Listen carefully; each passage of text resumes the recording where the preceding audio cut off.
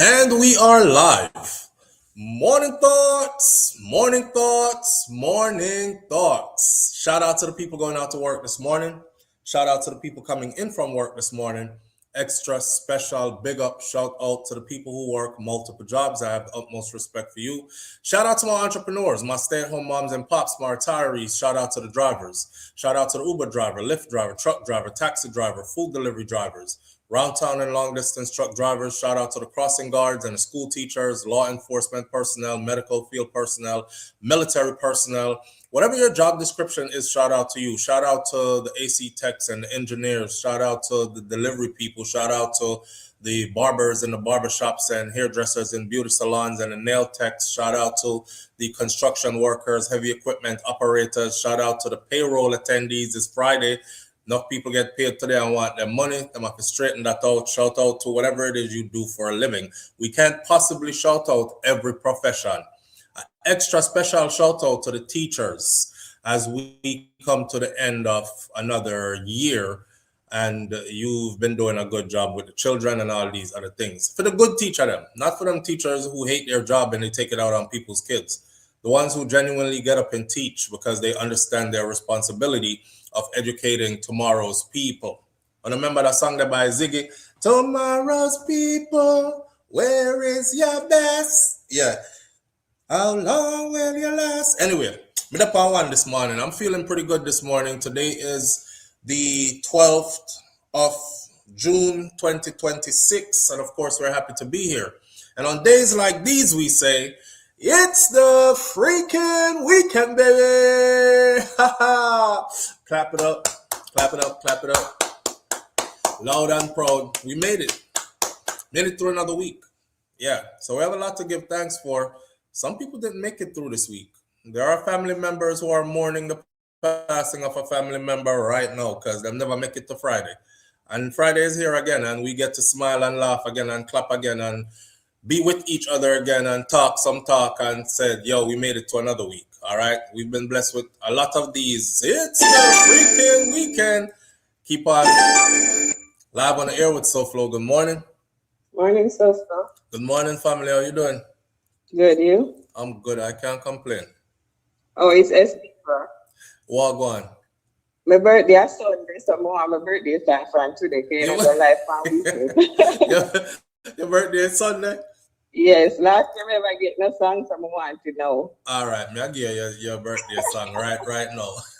All right. All right, big up yourself. All right. All right, so today is S Diva's birthday, right? Gonna find her in the chat and light up the chat with happy birthday for her, right? Happy birthday to you. Happy birthday to you. Happy birthday, dear S Diva. Happy birthday to you. And then we have to give them the Busy Signal special, not true? Big up to Busy Signal for that one there. Happy birthday, yeah, my friend. I say one more year upon them.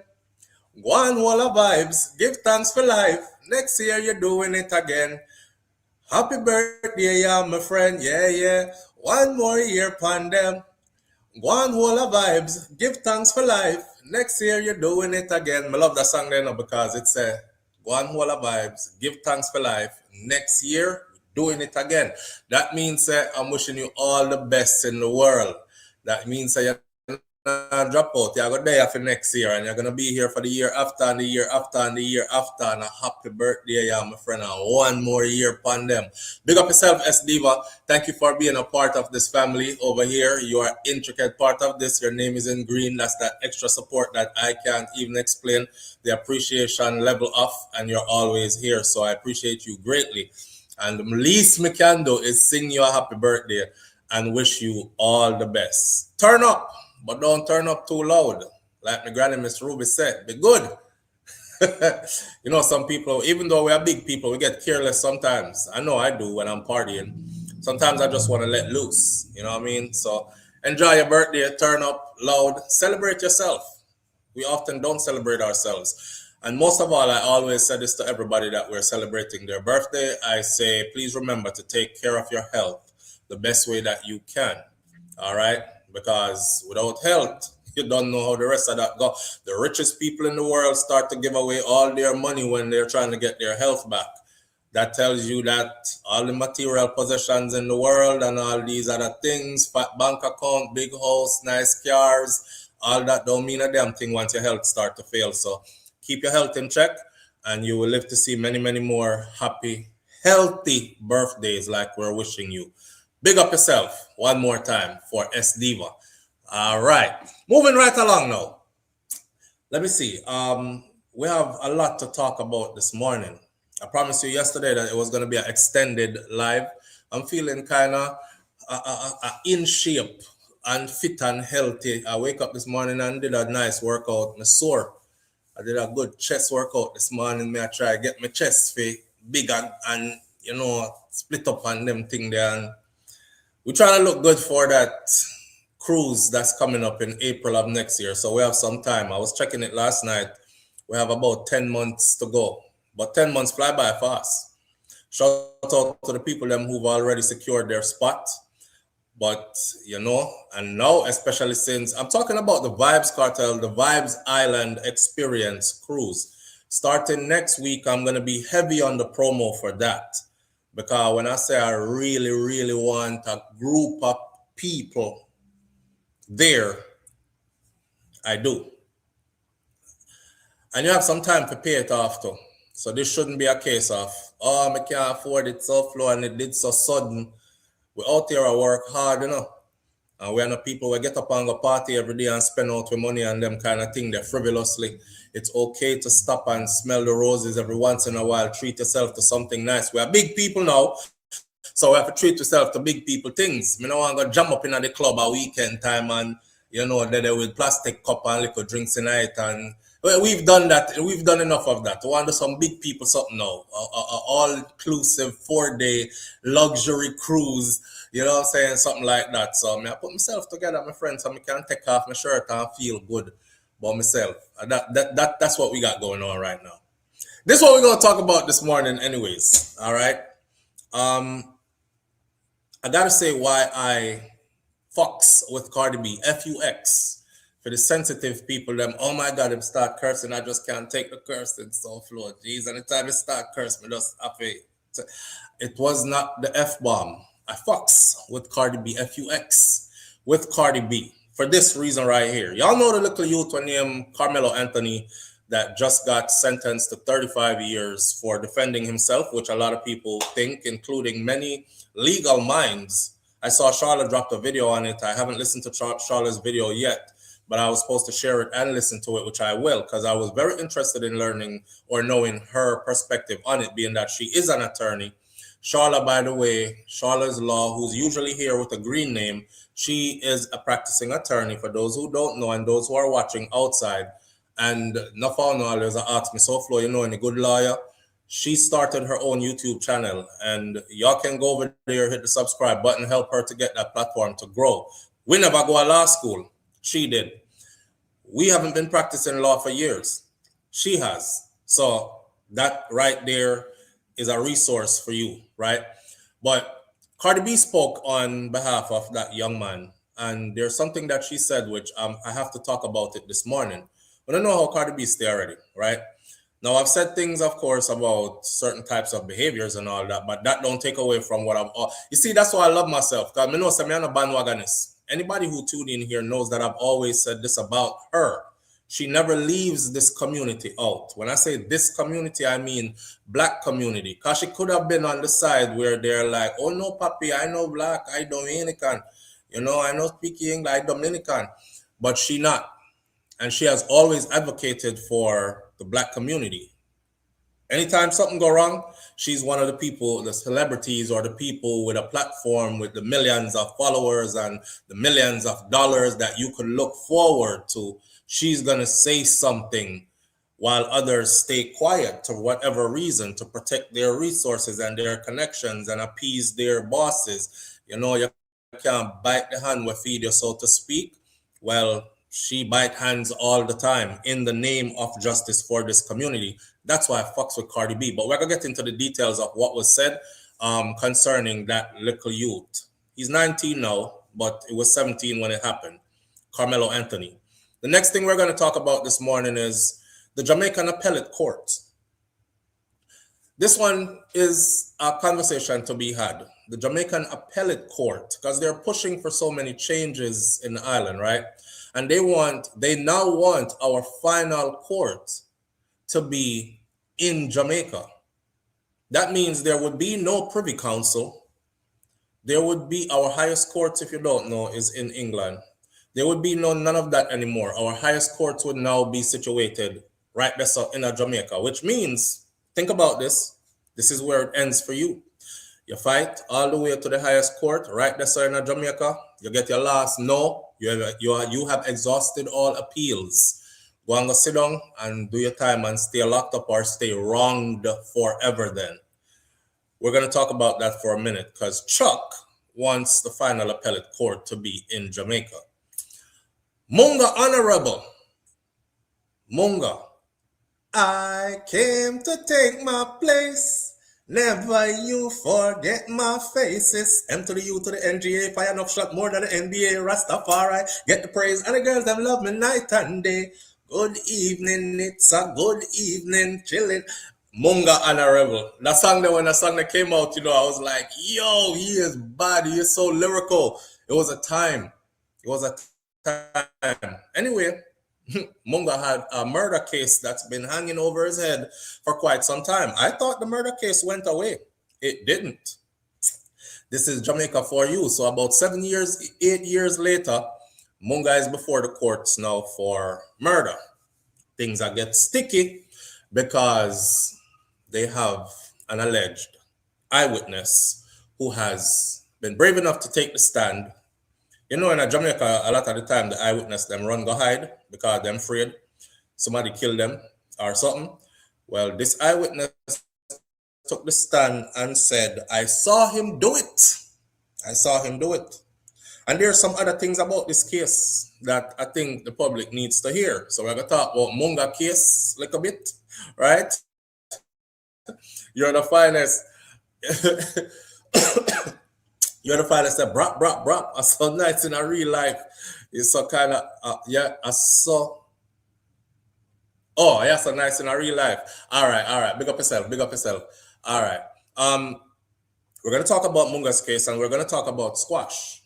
Dancehall artist Squash, Big Breeze, Squash, 6 Boss, Squash. Squash gets another break. And another break. Remember, I know we updated you before. I said Squash is coming home earlier than he was sentenced to because he's doing some programs behind the bars and all kind of something going back there. And, had good lawyers that negotiated aggressively on his behalf, etc. Well, him get a next big break again. So he's going to be home even earlier than earlier. And the last topic on this board this morning is a pharmacist, or she's a pharmacy tech. Either way, the story out of Jamaica about Kadisha McLeod and her body was found along roadways in bushes. And then the suspect, when they went to go apprehend him kind of walk himself off the planet. For those of you who don't know what walk yourself off the planet means, it means, you decided you didn't want to be here anymore among the living. And we're going to talk about that as well as just send out a message to the man them and a reminder to the woman them. Yeah. You might not see the numbers big this morning of the people who are in here. I was trying something with where I place this live. So when you set up a live to go live as a content creator, there are a bunch of different things you have to. It literally takes me about 15-20 minutes every morning to set up a live before we can even go live. And YouTube has a category list of about 15 different places where you can place your live to be seen. I've always had my lives in one place. This morning, after doing some research yesterday about the most popular place to place it, I placed the live there this morning, which means a lot of people might not be able to see us. So in order for us to be seen, I would have to edit the live, go back in and change our location, but I'm not going to do it. What I'm going to do is I'm going to leave it because I want to see if what I learned from research is actually how it goes. And if it is, then we'll be listing the live in this new place every time from now on. Look like you have more than lives. What happened to the case of the person who dead in a Munga vehicle? You know, PG, big up yourself. PG, thank you for being here. Matter of fact, where's my manners? Let me shout out at least a few people, man. Because we always do that, right? Before we get, I've learned something about our camera as well. If this camera moves in the army, we say a cunt's hair. If this camera moves a cunt's hair in measurement, the whole camera go off. So we have to be careful enough to do that. All right, but PG, big up yourself. Stephanie Willis, thank you for being here. Stephanie Willis Shaw, we appreciate your presence here. Big up yourself. I see a lot of black names that are no longer here, and that's because they don't have membership. Don't know what I'm going with that. We're not going to stress it too much this morning. Live on the air with SouFLo. Good morning. Good morning, SouFLo. Good morning, boss. Morning, family. What going? Man, am I doing all right today? Yes, indeed, brother. Great, yeah.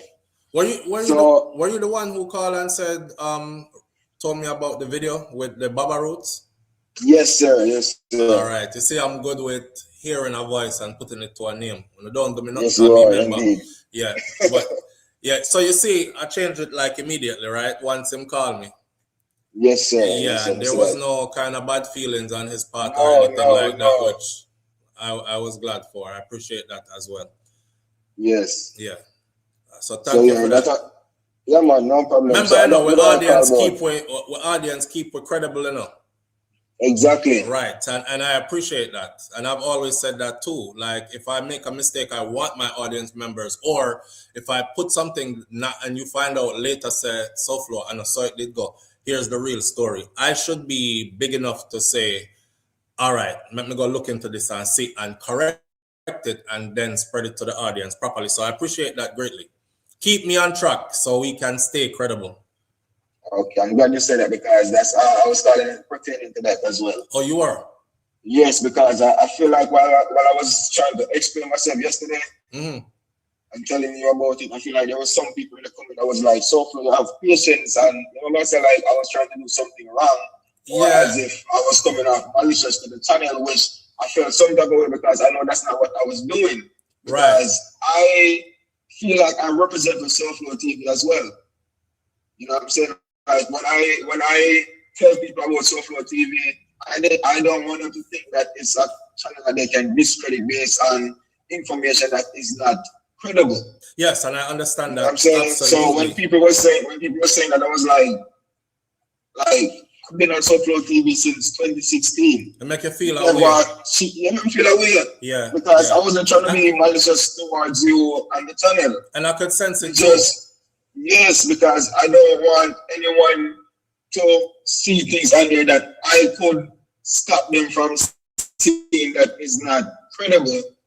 And just, if I was against it, then I would leave it more and say, you know what, I'm going to leave it and make people see what he's doing and see that he's putting things up that doesn't even match the real life situation. Right.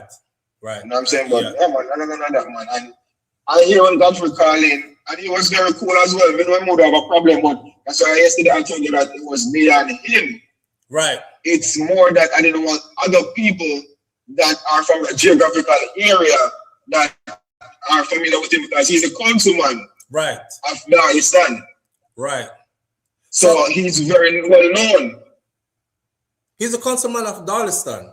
That's what he told you yesterday, but you didn't hear it. Yeah. No, I heard him, but I thought he said he used to be that long ago. I didn't know. No, he's the councilman of Dagestan. Okay. All right. But I'm way much younger than him, you know. He's a guy that came to my primary school and painted a mirror on one of the walls then. Him and another brother.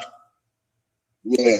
So you know, and this is also how we grow, my brother. Because when you were telling me, the only thing I was hoping was that you understand what I was saying as well. Let me give you an example, right? If somebody called me and them say, SouFLo, that story that way though this morning is not so it go. But them not give me no any further explanation, right? And them say you have the wrong picture up there, take it down. And then I take it down. It could be somebody who is just being malicious and they're laughing as I'm taking it down. This a boy I believe anything in a look them. I just call and tell him say I'm story go and him take it down. Him not even know me. You know what I mean? So after I've done my research now and feel like I got those pictures from, like you heard what he said yesterday? He said it was the Observer. Right, and that's what I told my audience in that video, that it was, this is where I get my stuff from. This is where I got it from. If you hear me do stories, you will always hear me say something like, shout out to the Observer, shout out to the Gleaner, then me start the story, which means that is me giving them credit so nobody could say I'm plagiarizing their material. Right, so I'm using your material to have a broader discussion, but you were given credit in it. So because of that, it was easy to go find it. And of course, there he was with the two Bakla Baba roots to which made it even more believable, you know? So thank you again, though, for being a part of who keeps us credible, because we need that. We need that. Me no want nobody look at this channel either, brother, and say, I'll be your lie, them tell over there, so the youth SouFlo, and we even gonna do a little research and just chat anything what people tell him. I hate it. I hate it. I don't want to be a part of it. And I hate when I see other people do it. I don't pay attention to other people really, but usually when somebody shares something with me, SouFlo, look at here what that person I talk about, because your name in it. And I listen, I'm like, none of that goes that way. How somebody run a channel like that with no credible info? I don't want to be that. And I need people like you to say, you know, and I mean that it was a video from 2 years ago, right? But it was still something that somebody else could look at and use it as ammunition to say we are not credible. Yeah, so I appreciate that. Because I understand where I was coming from too. Yeah, I 100% no. Before I know that it was an honest mistake. Right. I was just, because me never see it in the Observer. So I was just shocked to how you came back Godfrey photo. How when the Observer do it, the Observer, I think the Observer corrected themselves and took it back down, but me never follow them up on it to see them correct it and take it back down. Yeah, and that should be a mistake that they should have never made, because they do it all the time. They do it all the time. Yeah, but I'm saying in this case, he was alive, doing the interview. So I can't put him as a dead man. Right. Right. And as I they're very slack. Yeah, Observer, Gleaner, Star, Observer, Gleaner, Star. All I mean, in journalism, I've seen Fox News, CNN, MSNBC. If you name any big journalists or any big news media houses, they all have made errors. The credibility comes from you being able to admit that an error was made and make changes to fix it as soon as you find out. That's where you become credible. We're all humans. We make mistakes. But, you know, those that double down on a lie because for whatever reason, views, it's sensational, I don't know, then those are the people who I say are not credible. Discredited, Yeah. I know it was an honest mistake. And you can't listen to what people say, because you know, at the comment section, people are gonna always say something. Some of them want them in here, them vibes up the place just by saying stuff, and it's like, because it's being said about you and you're offended because you know that's not your intention. Yeah. But then they are trying wall of vibes and get through and get past to the next topic and whatever. So sometimes don't even watch the comments. As long as me and you, I could relate back to the audience where it's all good. Definitely. See? Yeah, man. Yeah, man, I appreciate you, brother. No problem, man. I'll go and listen back to the program. All right. Manners and respect, see? Manners. All right. Mervin just entered the building. Mervin, big up yourself. Diva, me not like you. Jerome, me not talk. Jerome, Wagwan. Diva, me not like you. Me love you. Big up yourself on another day around the world for you. All right. Right, Jerome, I'll send kisses. All these things. You always go overboard. The kisses are go. I don't think you say you have one of your kisses. Yo, Marvin, big up yourself. Thank you for being here. Millicent Townsend is in the building with us this morning. Donna Davis, big up yourself. Donna is in the building. You're the finest is here this morning as well. All right. Where do we start? Which one of these do we start at? Should I just run down the list, or do you want to pick? When I want to pick, I'm going to take the first 10 answers out of the chat. Do you want to pick where I start, or do you want me to just run down the list from start to finish? So listen up. Do you want me to run down the list from start to finish, or you want to pick where we start? You see him, Nans. Jerome, I send big kiss to S Diva. All these kisses. And not even like a one kiss, you know. It's like 50 kisses. You must type fast like this. Emoji, emoji, kissy, emoji, kissy, emoji, kissy. Yeah. Run down the list, run down the list, run down the list, run down the list. All right, we're vibing. PG, so run down the list. Jackie C, big up yourself, Jackie C. Thank you for being a part of this family. Jackie C said, is the C for Chang? Jackie Chang. Jackie C said, run down the list as well. BM, run down the list. All right, be a run down the list, me I get. Sandra Cueto, big up yourself. I haven't seen you in a while. I hope all is well. Run down the list. Karen Notice, run down the list, run down the list. All right, we have 2 more run down the list to get. Run down the list, Anthony Vaz says, and run down the list, you're the finest says. Run down the list, Patricia Jackson says. So we have more than enough now. We are going to run down the list. All right? Run it down, Donna. We are going to run it down. We'll start from the top. So it's going to mix up this morning, but that's how we go. It will keep us from being boring. The first one I start out by saying I fucks with Cardi B. And again, for the sensitive people, it's not the F-bomb, it's F-U-X. It's just one of them words. They're like ebonics, you know what I mean? Heavy. Live on the air with SouFLo. Good morning. SouFLo. Yes, my family. What go on? Marie, what? Morning. Medea, what? Hold on, let me turn this down. You know about the case with Mr. Vegas' family? You just joined us, Marie? Yeah. Yeah, you just joined us. It's on the list this morning. We're gonna talk. Oh, okay. All right. May I go back in that chat? All right. Later. All right. So sometimes it be like that. The chat be delayed and they don't know. So we're gonna run down the list. We're starting out with the Cardi B stuff. This is Cardi B. As you all know, there was a young man who just got 35 years in prison for defending himself against somebody who was much bigger. By the way, the Austin Metcalf, which is the white dude who plays football, he was 17 years old, and Carmelo Anthony. These are details I went to go look up out of the police report. Austin Metcalf was 17. He was 6 feet, 1 inch tall, and 220 pounds. According to the police report, Carmelo Anthony was 5'9" and 130 pounds. If you're 130 pounds, unless you are highly skilled in some form of martial arts or something, somebody like me, I wouldn't even fight you because I would probably end up going to prison. I would maul you. I'm 6'5". I'm 200 and we up in the numbers. And you're 5'9", 130, right? You're not gonna punch me or hurt me. With that said, this is who the youth was fighting against, or defending himself against, rather. Right? The racist ass justice system in Texas ended up putting him in prison. We're now finding out that the dad knew the judge and the DA and all these other kind of stuff, which has to be dealt with on appeal. He has a strong case for appeal. Anyways, I was thinking, where were all the high profile people who should have lent their, because I'll give you an example. Y'all remember Ahmaud Arbery? Ahmaud Arbery, black dude, who was just jogging through his neighborhood, and he was accosted by a father and son team who felt the need to run him down with rifles, drive him down in their truck.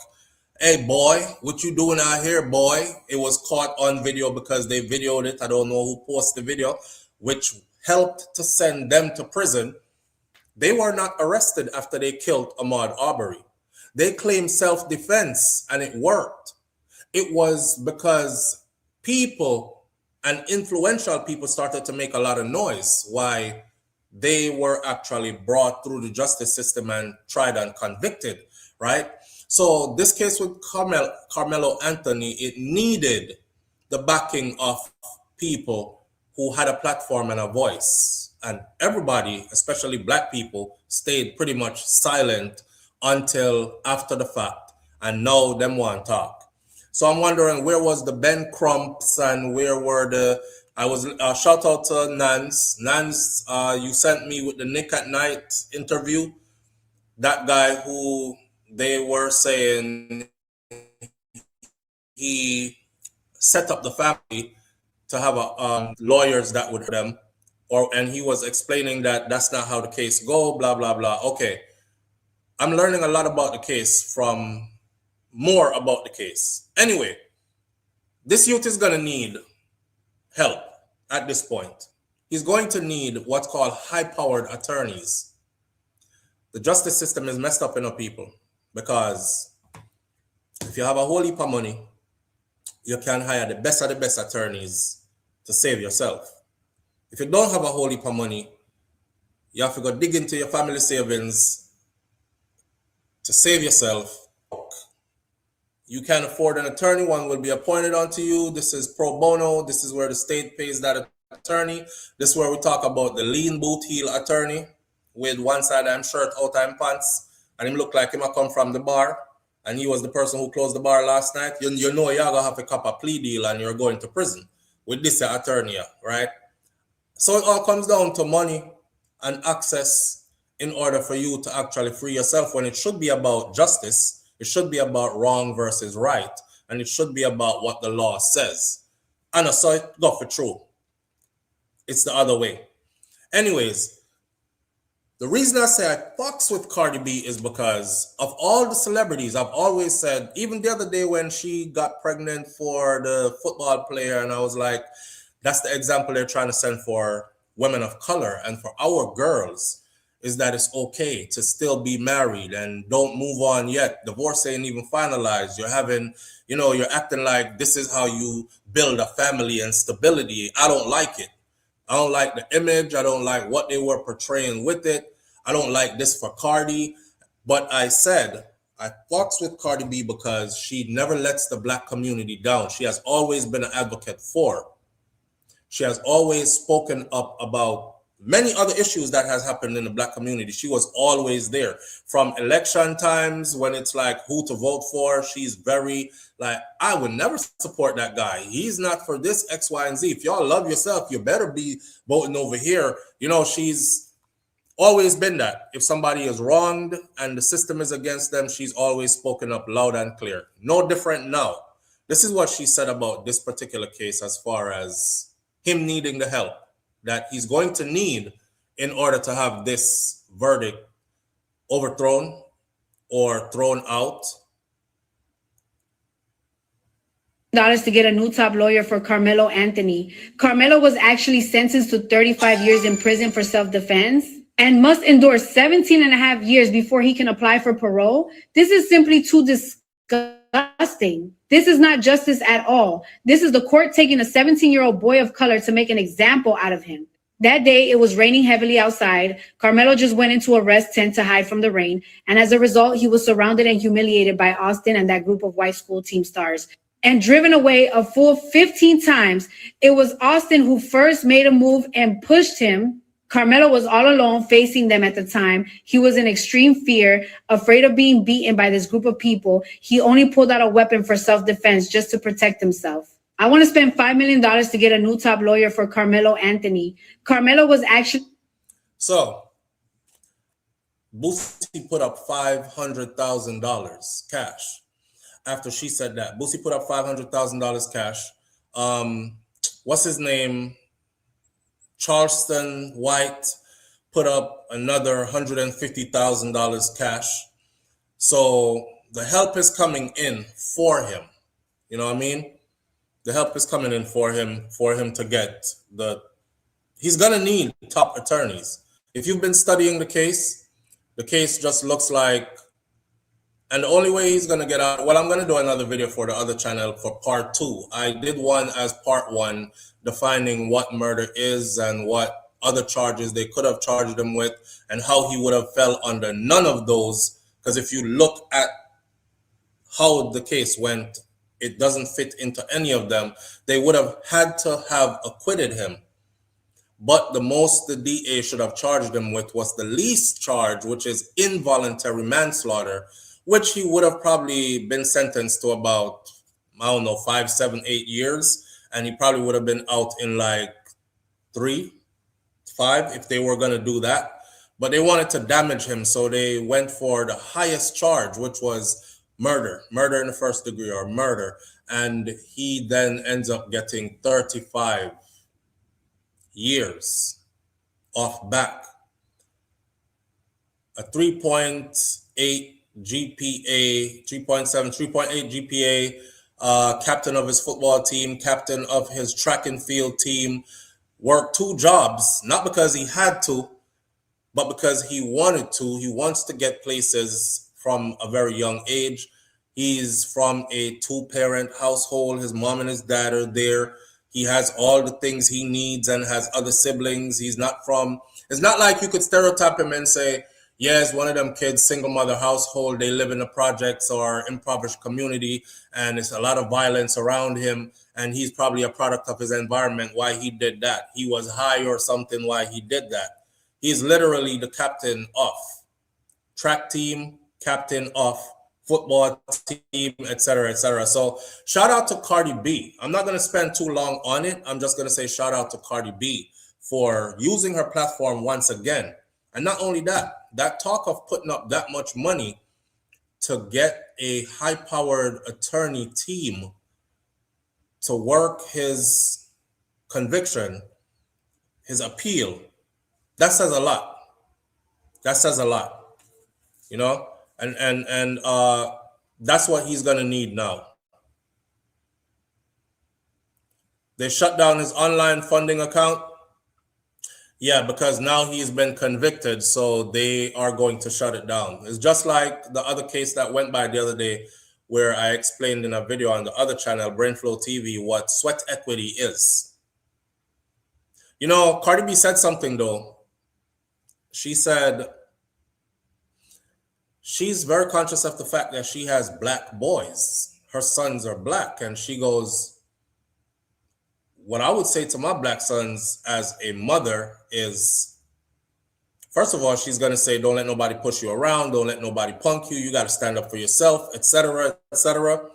But then after this happened right here, she said, there are certain things that we can't change. We could stand up against it, but we ain't going to change it. And she would tell her sons, this is something for all of us to listen to. She would tell her sons, look, if you get into any she said, don't even argue with white people. Don't even argue with them. Don't let it get to the point where argument happens and then now we're going to get into a physical altercation and now you're going to have to defend yourself because the law is not going to defend you.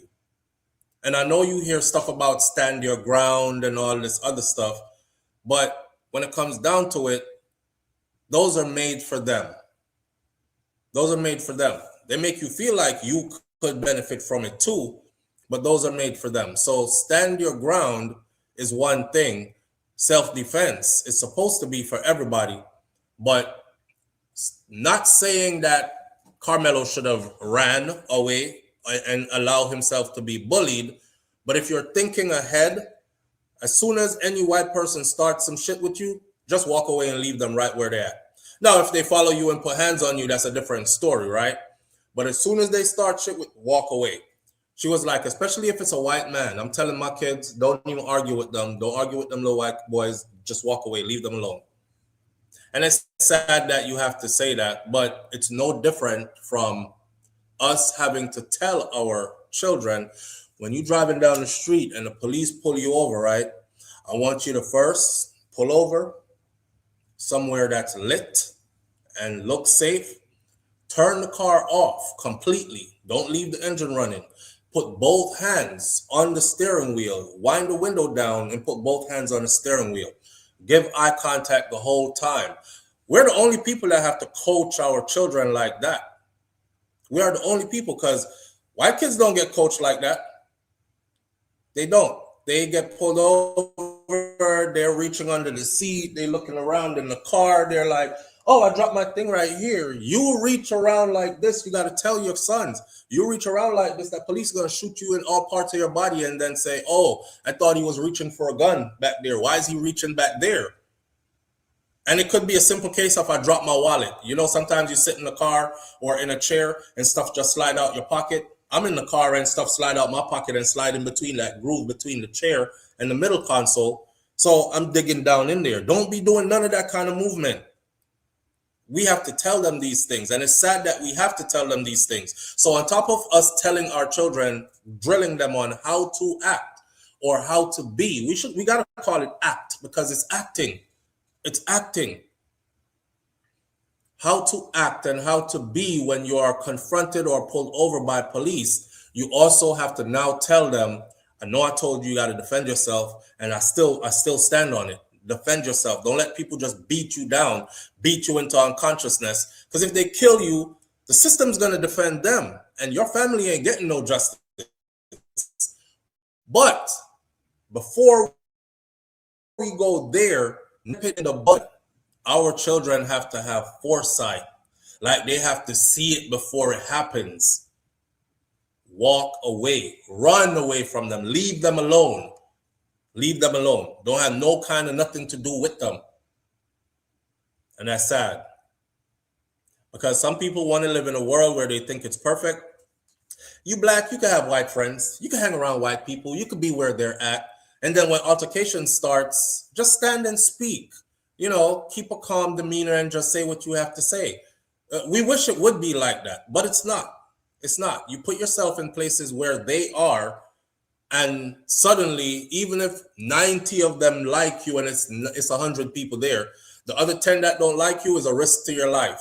99 of them like you and it's 100 of them there. The one that don't like you starts an altercation with you out of just, he don't like your kind, and next thing you know, you're going to prison for 35 years.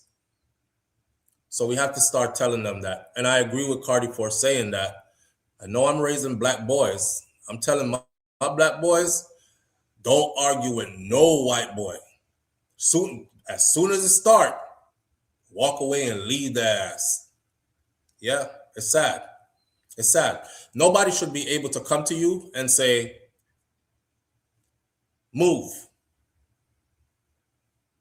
And then you just go, okay, and move. They'll strip you of your right to say, move for what? And they go, move because I want to sit here. And you're like, but I was sitting here first. What are you talking about? This is you can't argue like that. Move. Hey, you can have it. I'm out. Sad. We got to learn to tuck our tails. We got to learn to not let pride get in the way. We got to learn to see the situation before it happens. Swallow your pride. You know that little bit of pride is going to tell you, man, stand up for your damn self and defend yourself. But they're not going to look at it like stand up for yourself and defend yourself. They're going to look at it like, you bucking up, boy. Oh, you a feisty one. Live on the air with SouFLo. Good morning. Hello. Yeah, family, what go on? Morning, brother. Morning. Fix up your phone for me there. Fix up your phone for me. I don't know, you have it on speaker or Bluetooth and you're not being heard.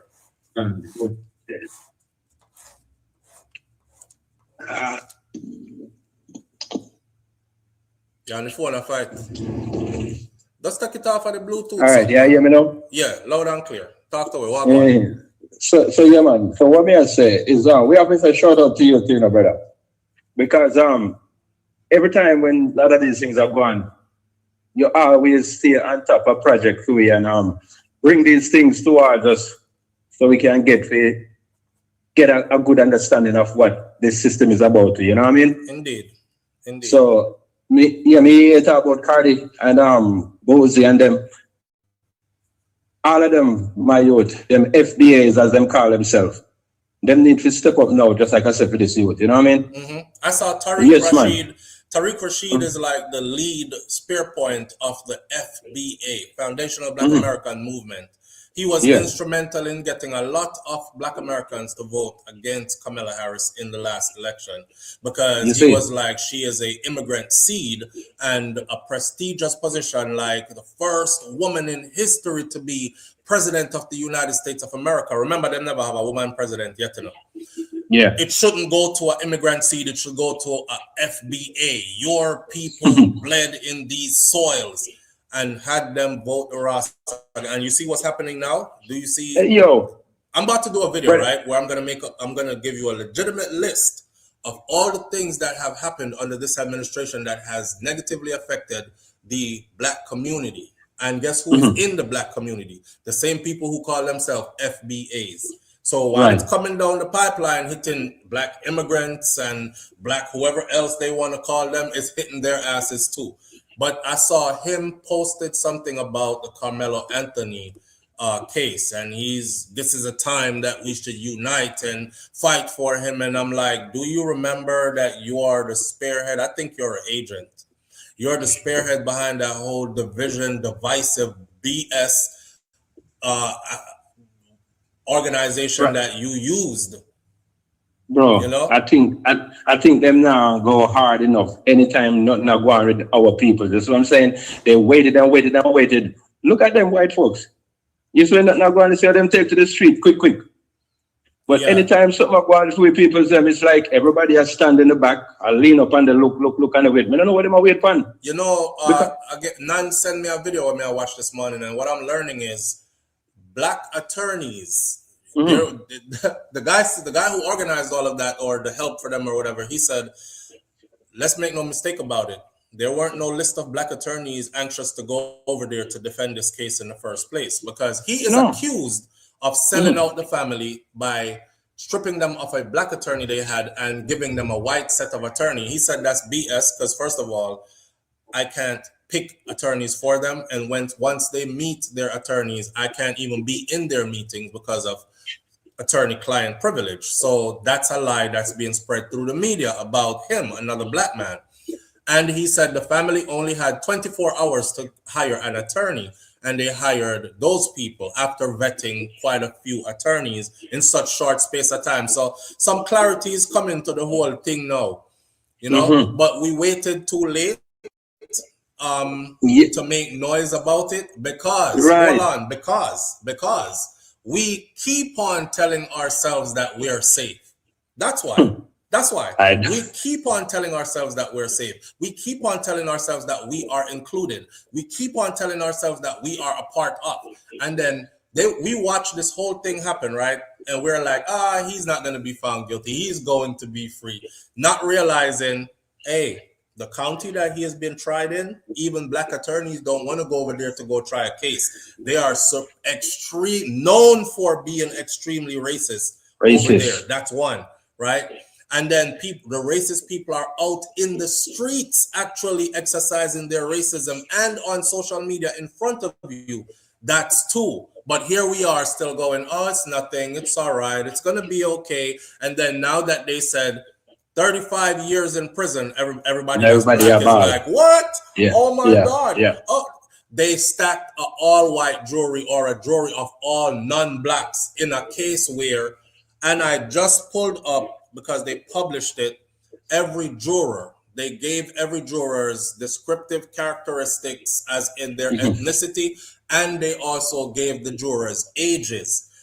Your constitutional right says you're supposed to be tried by a jury of your peers. A bare 40-something-year-old did depend this jury here, my friend, and none of them was Black. Yeah, some people were like Black women and white men. And then you had one or two other, Asian and a Middle Easterner, but none of them were Black. And we sat back and watched that too. And they told us that they did it, and nobody said nothing. Where was the march? Where was the call-in from anybody who was somebody with a big platform to say, hey, this isn't right? The judge, that's what I was looking for too. That we do. We sit down all the time until the house start burning down, then we start running around like we're crazy.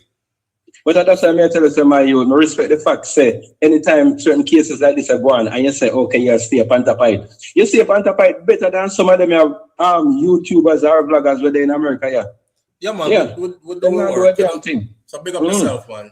I appreciate Yes, you man. greatly, yes? Yeah, man. Blessings, All right, brother. Blessings.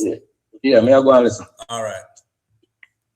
Yeah, so with that said, because we're not going to stay much longer upon that, because we have other things to talk about, right? But let's close it out like this. Cardi B coming forward and saying what she said, it triggered others. Because like I said, right after she did it, y'all can go look it up. Boosie also came up and said 500,000 cash is what he got towards it. And then Charleston White has started a campaign to raise $1 million towards his appeal defense, but has given up $150,000 so far, straight off the bat. So now he's getting that kind of help that he needs. You know, my message to us is this.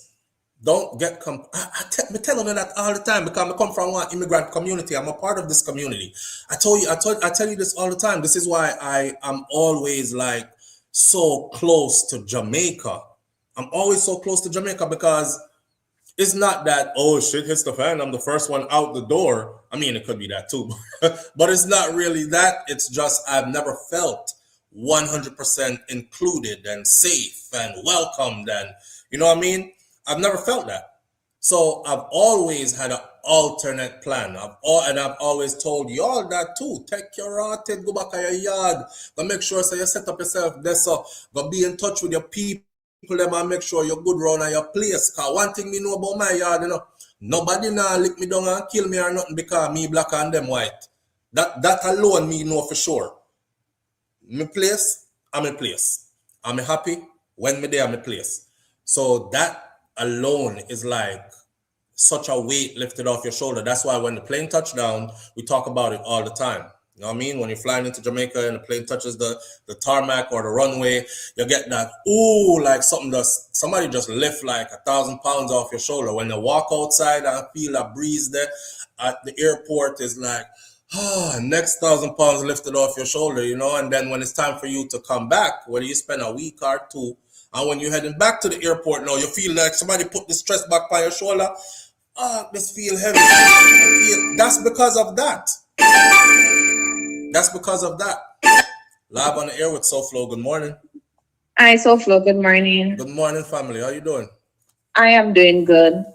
You know, I have few words to say about this case. But you see, we as parents, we need to take our kids in accountability when we're moving to certain community. Because if you know that a community is very racist. Okay, pause. This wouldn't apply. Pause. This wouldn't apply. That what you're saying is true, but it wouldn't apply to this case because Carmelo was an athlete, and I have children who are athletes, and we travel. You wouldn't believe how far we travel for some of these games. So you can easily be raising your family in a community where things are safe, and then a football game or a track meet, and you end up way over in a place where your kind is not really welcome there. And all of a sudden the dynamics change.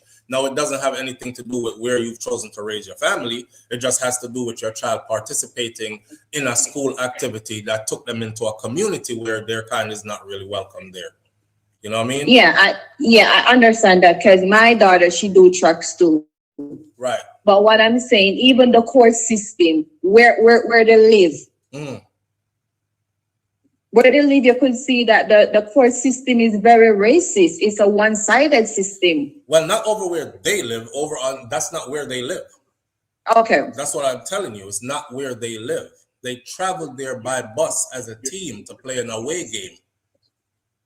Okay. Right. Okay. My children travel for football, man, and sometimes them leave and then after midnight them reach back home because how far them gone. When I look at the GPS, I'm like, damn, them I go so far go play one game. But I live like hours and hours outside of Miami, and I've traveled all the way to Miami to attend my son's football game. So okay, got you. You understand? Yeah. Right. That's why I said it wouldn't apply in this case. But I understand what you're saying, though. Yeah. Okay. All right. Thank you. All right. Bye-bye. All right, later. Just to clear up the details of the case, because I don't want anybody to get it confused, and we need to be accurate in all ways. you know, there were some people going around saying, "Oh, the little black boy, what them say? Oh, he was suspended, and he wasn't even supposed to be there." Guess who was suspended? The white boy, the white boys. He's a twin. They were suspended, not Carmelo Anthony. Carmelo Anthony has never been in trouble in his life. He is a honor roll student. He is captain of track and captain of football team. He's that, like I explained before. But this is how misinformation gets out there, you know, and then the misinformation starts to skew your view of the entire case and the outcome. You even have black people who would say, I don't really feel sorry for them because they chose to go live in these places where ain't none of them over there. They them kind of people who don't want to be among their own kind of thing. You got a nice house or whatever, but look at where you chose to live, and now look at what happened. So we have to make it known that that's not what it was, right? They traveled for an away game, ended up in a place where so happens. And all of us who played sports, I grew up here mostly. All of us who played sports, we've experienced this before. We've experienced this before where a game took us into a place where you could tell your ass wasn't welcome there. And you've been to places where, like one time, fun and joke, right? Just for a light moment, we traveled to a game down in Miami, right? This team was sponsored by Rick Ross. This team is from Dade County, from Overtown, Opelika, Carol City, them areas. Before we even got down there for the game, because remember I said I done this, me grew up, but we don't live down this no more. So before I even got down there for the game, I said, oh damn, they about to go play a team from the 305, like Opelika, Carol City. So I start researching on the team because I'm like, why would Rick Ross, if Rick Ross is sponsoring the team, they bad. I go and look it up. Most of the children on that team are what we call project babies, okay? They're called project babies. They are the kids the daddy is in prison or out here on drugs, or revolving door back and forth. Mommy is on drugs, or mommy is stranded out somewhere, or she herself is in prison. Dysfunctional, that kind of stuff, right? So the children see this as a way to get up out of their poverty-struck surroundings. And I don't know if you've ever been to some of these places in these regions I'm talking about, but you got to be brave hard to go through some of these places, yeah? I took Shakira there when we first met, and she paranoid like, and I'm saying to her, yo, Philly look rough to me. And she's like, no, not like this. She was like, all paranoid, I scared out everything. You know? Anyway, when the kids met on the field, the mannerisms was different. Before I was talking about traveling and ending up in places where your kind is not welcome, right? They're all white and your team is majority black or whatever, and you're not welcome, but they have to play the game kind of thing. This particular case, the team was all black. The cheerleaders were all black. Their cheerleaders full of rhythm. Their cheerleaders had all different kinds of routine. They would run up on the girls for our cheerleaders that we came with. You know, them do that set it off something. They are that movie where they have the chair off and then they go into a whole routine. Our girls, yay. And every single time they did a different routine, our girls came back. They had no answer for them, right? So me over there laughing at the stands. One of the little boys, when they let the boys out from their area to go past us, the visitors, to go in a for them area now, the language that they were using. Now, these are kids. At the time, I think Kosi was, I don't remember how old he was, but I think I know he's preteen at this time, right? Preteen at this time. I'm talking about like 9, 10, maybe them ages. I heard the coach said,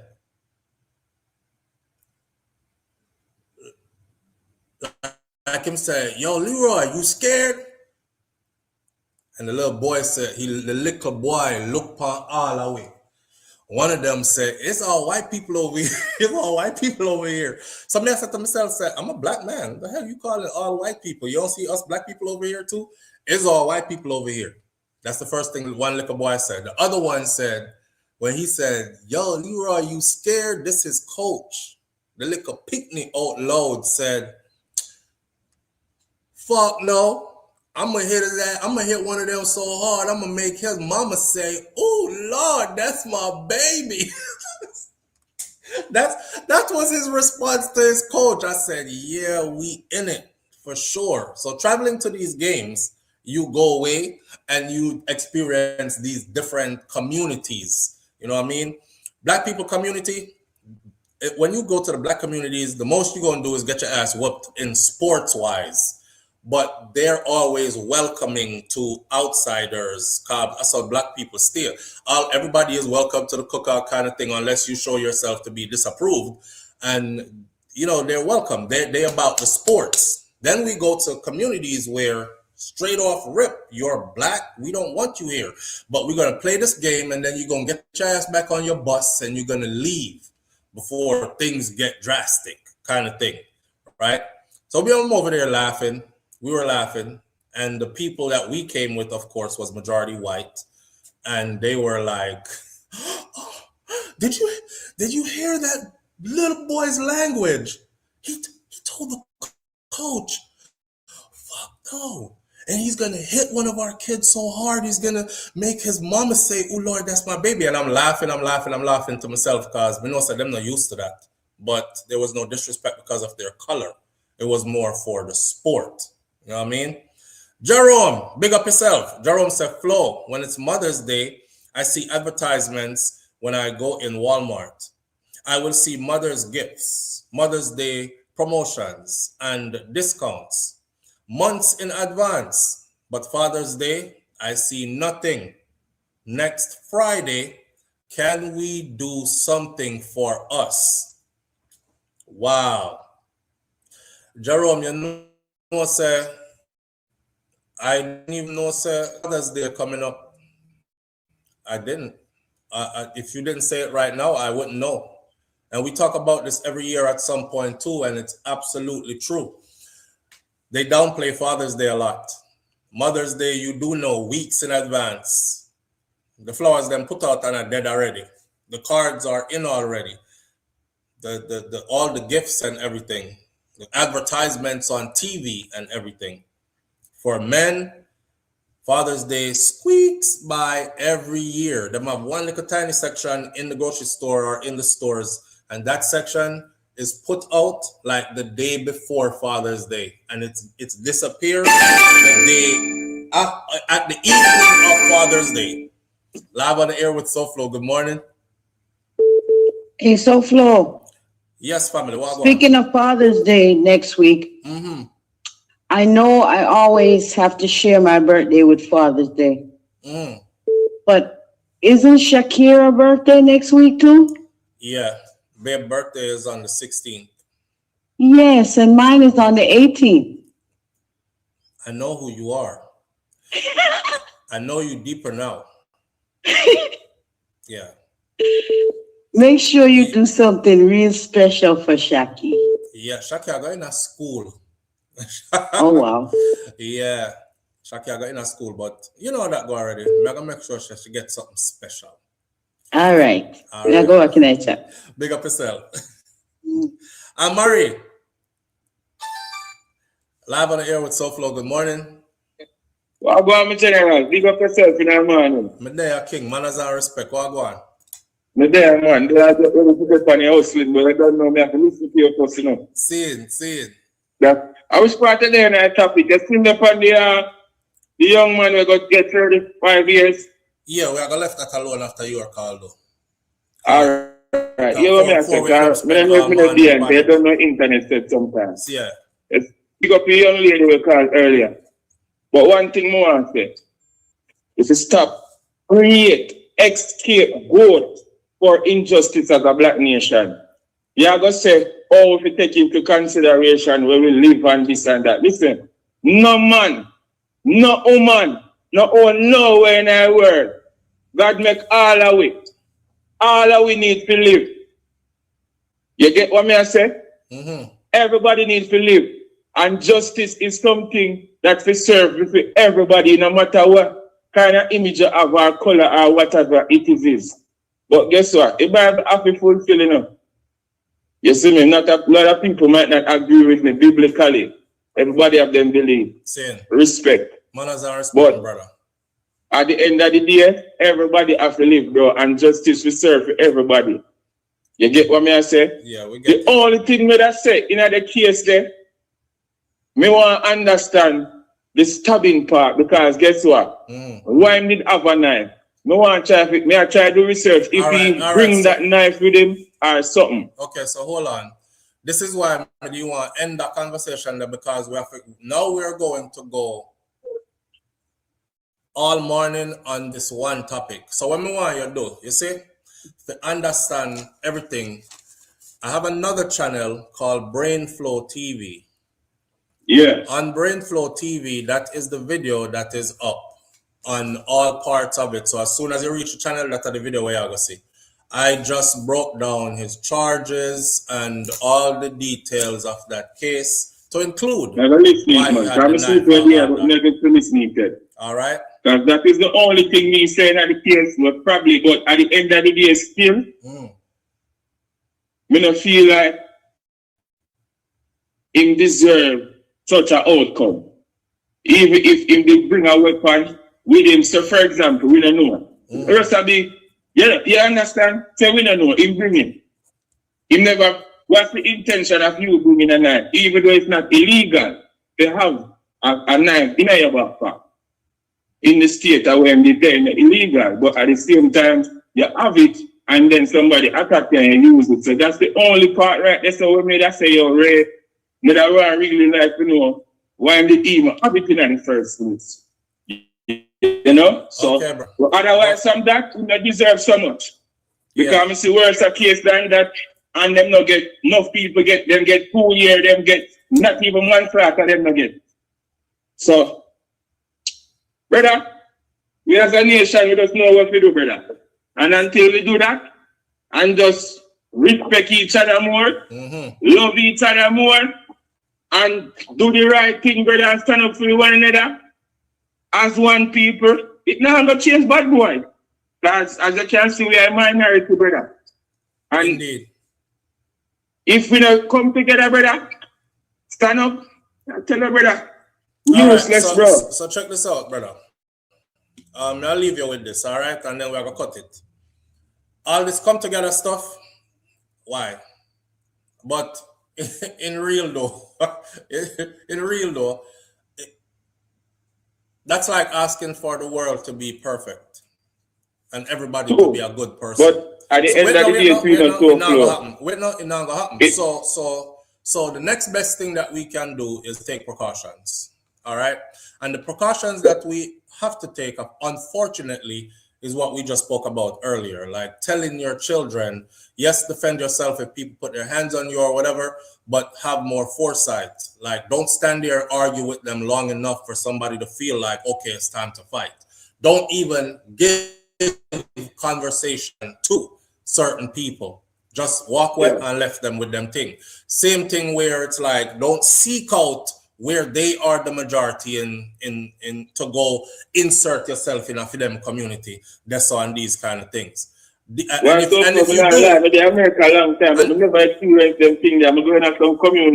you do, then educate your children about where they act and what can happen, etc. That's all that is.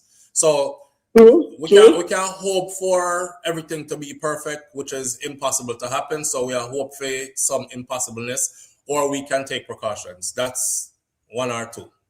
All right? And next, and what you have to make sense, but what I think I mean here for some people, I say, oh, they're not training them children, because that's the ideology where the world spread in the media, like so we not train our kids to do the right thing. And me can tell you this, as a black nation, we train our kids more to have certain restriction and manners and them things, more than the other people them. Because I work with them and they run them and know that. You see me and see it. Yeah. So when they must take certain things, that's why sometimes, as I said, bro, We just have to just chat with God every day. You see me? I just that type too. That is it, man. That is it, brother. Big up yourself. Big up the people in the chat here, man. Saying? Yeah, man. Manners. All right. DR, happy birthday to you. Happy birthday to you. Happy birthday, dear DR. /WB3UG. All right, I'm not call you all that. I'm just going to say DR. Happy birthday to you. All that. We're not going to do that either. Happy birthday, y'all, my friend. One more year upon them. One whole of vibes. Give thanks for life. Next year we're doing it again. Yeah. Happy birthday, y'all, my friend. One more year upon them. One whole of vibes. Give thanks for life. Next year we're doing it again. And DR, let me tell everybody else, first off, take care of your health. Health is wealth. We see rich people try to give all their riches up once that health starts to fade. I love the Busy Signal song because in it says, happy birthday, yeah, my friend. One more year upon them. And it says next year you're also going to be doing it again, which means we wish you happy life, full of health and strength, blessings, prosperity.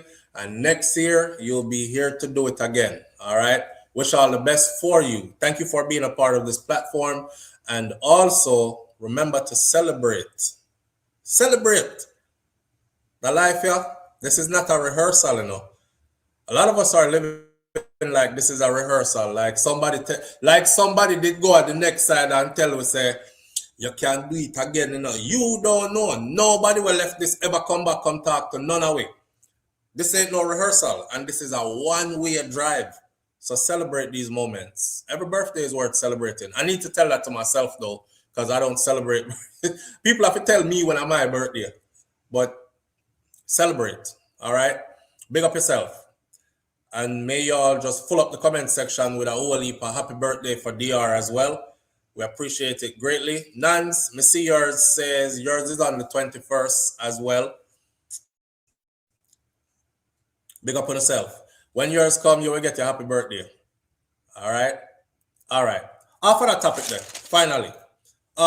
Moving down the list, just as we should. Chuck wants the final appellate court to be in Jamaica. You know, I have a problem with this. I have a problem with Jamaica's final appellate court being in Jamaica. And the reason why I have a problem with it is because we have too much corrupted politician. We have too much corrupted politician in Jamaica till we can't trust our own yet. And it's sad to say, but it's so. Every time I say this, that I don't want us to get rid of the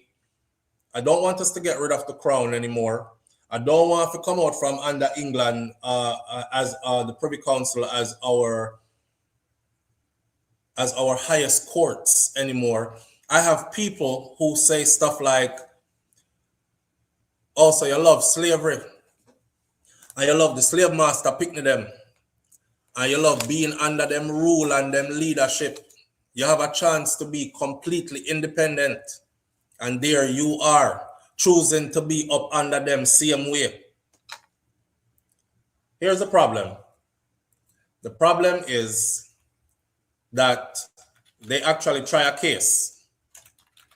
The biggest case for us, the biggest eye-opener for me, because I was of the same impression. I sat here for years saying, yo, I feel depressed. Because I just find out, say, we as Jamaicans are not completely independent. Therefore, listen, the word independence implies you stand on your own, okay? It implies nothing else. It implies that you stand on your own. We are not independent. We are assisted in many ways.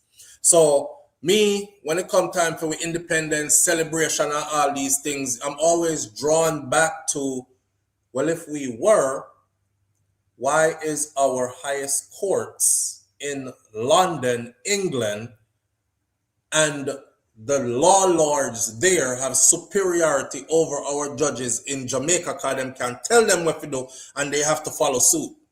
That means that we're not independent. You know, we need to get rid of that. I was one of them that used to say that. You know, we need to get rid of that. Watch the Vibes Cartel case come show away something completely different. That's the case that change my mind. That is the case that was the marker for me that made me say, me no bother want them leave we alone. We're not ready.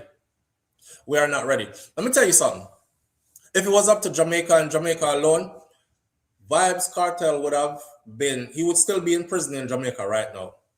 Sean Storm would still be in prison in Jamaica right now. Kahir Jones would still be in prison right now. Andre St. John, Mad Sos would have still there in a prison right now.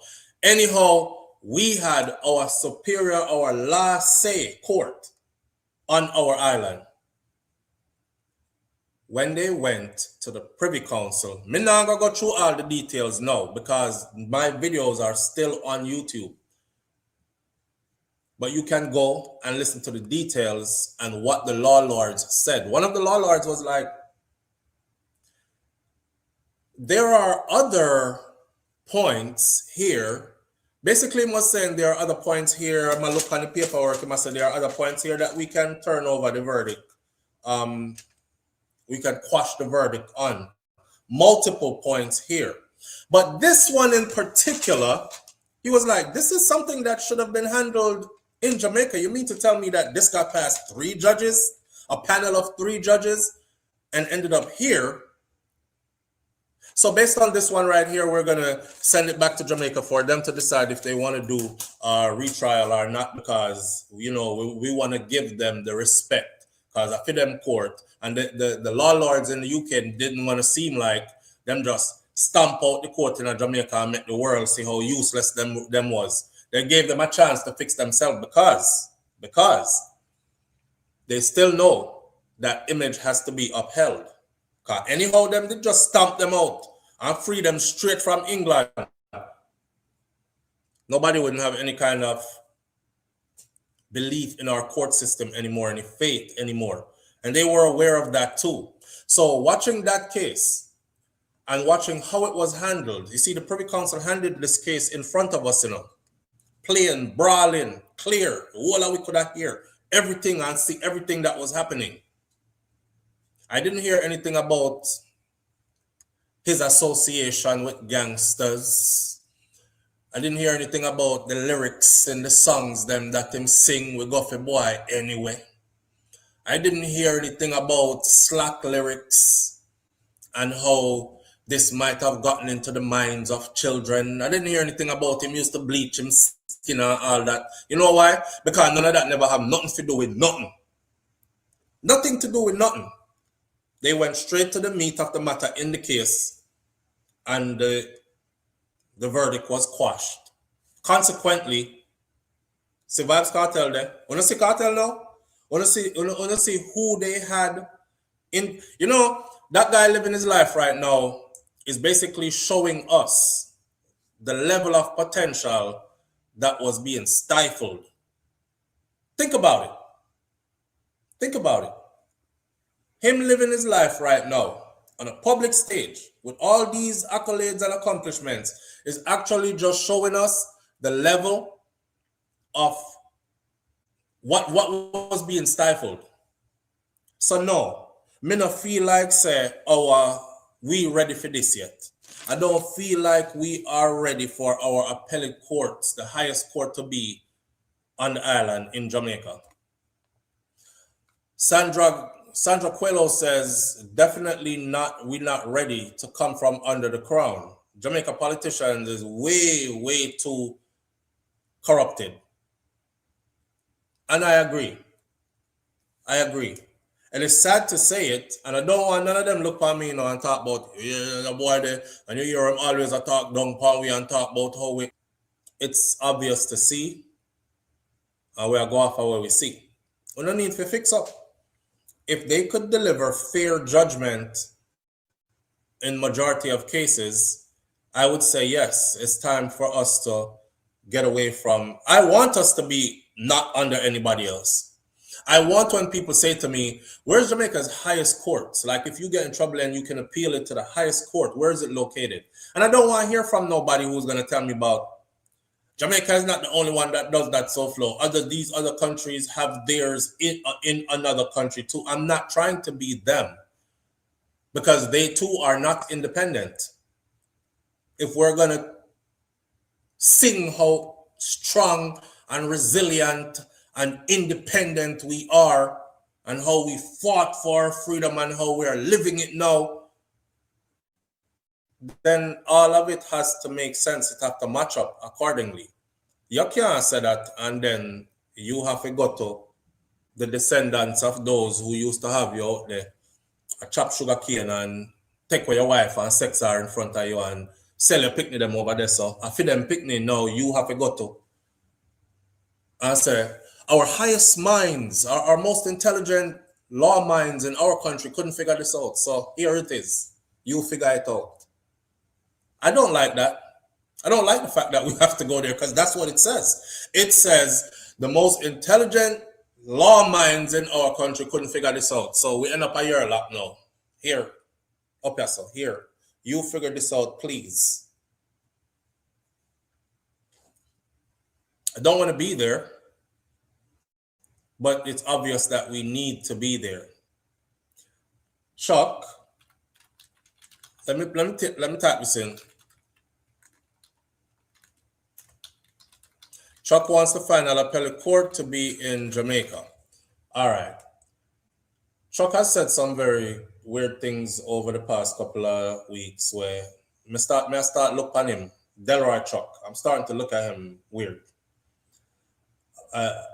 Okay, so Justice and Constitutional Affairs Minister, Delroy Chuck, he has called on parliamentarians to support the move to have Jamaica's final appellate court in Jamaica, right? He made the appeal during his sectoral debate presentation in the House of Representatives on Wednesday. Now, it's the first definitive position that is given by the government on its potential next steps away from Jamaica's monarchical style government towards a republic since the process stalled last year. Remember one time, one of the royal family members, I don't remember which one of the brother them, came to Jamaica, and Andrew Holness told him that he is making his intentions clear, that we intend to separate from the crown. I said, pay attention, guys, because shortly after that visit, first of all, I said, they are there to check our subjects. They are there to check on their inheritance. William, it was. They're there to check on their subjects and their inheritance. They inherit, you know. That's why them still own all our beach and stuff like that. And them, inherit. So them come look on them place where them grand and great grand passed down to them. Had a problem with them inherit way, them coming at the place. Here, Andrew know about him intend to separate. I said, Andrew not separating no. Watch and see what going on. Shortly after that, news headline in Jamaica said, congratulations to the Prime Minister of Jamaica, Right Honorable Andrew Holness. He has been summoned to the UK. He must appear before the Queen. He has been hand-selected to be a part of her special Privy Council. I said, did this happen before or after it? Either way, I think if it happened after it, because it was close around the time, then I will stand corrected. But either way, I remember telling my audience, because it's not fresh in front of me right now, but I remember telling my audience that when the Queen summons you to appear and she has selected you to be a part of her special Privy Council, there is an oath that you take. And that oath, me go dig up the oath there and read it in one of our book them, in one of our videos. That oath says that he must protect for them interests at all times first. Not Jamaica's, theirs, the Crown's. And if you know of anybody who is not, then you are a spy, or you have to tell them So this person is not, and this person is not. You have to look out for them interests at all time first. So I said, how could a prime minister who telling people them say he's all about Jamaica business first go take a oath like that? That means him plan for hold we down, man. Or at least hold with which part them want to. Right? We're still not up from under them yet. And I don't think it's going to happen, but I'm cool with it not happening either. The Constitution Amendment Republic Bill has sat before Parliament since 2024. The legislation that would remove the British monarch as Jamaica's head of state and replace King Charles III with a Jamaican president. But that drive to pass it stalled last year after the opposition walked away from the joint committee to set up to review it. Justice Minister Delroy Chuck says, there's no need for any further delay. Let's get to it. Delroy Chuck told the House that the final appellate court will come home to Jamaica. Anyhow, if the final appellate court come home to Jamaica, a whole heap of people goose cook. Lots of people goose cook. PG, it was after. Big up yourself. Lots of people goose cook if the appellate court comes home to Jamaica. Delroy Chuck says it will come home to Jamaica. But he sought to make it clear that before a final decision, because I'm thinking this has to be a bipartisan effort, before a final decision, the government wants to put that question to the people through a fresh round of constitutional town hall meetings. Here's all the dishonesty now. I wish part in a town hall meeting I go keep. In a few them constituencies where their people say yes to everything that they say. So that sequencing sits at the heart of the dead. I say you out there and I think of the one I boy them. That sequencing sits at the heart of the deadlock between the government and the opposition. The opposition being Marky G and the PMP party. The opposition led by Mark Golden has held firm that ending appeals to the United Kingdom's Privy Council in favor of the Caribbean Court of Justice, it must come together with the move to a republic. So he is for it as well. However, Chuck used the statement to appeal directly to the opposition leader, inviting him back to the table so that the reform process could restart. And he called into question the extent to which Jamaica wished to be enmeshed with the rest of the Caribbean region. I will go look up again because this is such a pertinent piece of information. I don't want to give you anything near a misinformation. There is a discrepancy here. There is something that Mark Golding is saying needs to happen before his side, the opposition, can agree to this happening. And because of that, they can't move forward. He is for all the other stuff. He is for coming up from under King Charles and the United Kingdom Privy Council, something and all that. He's for it.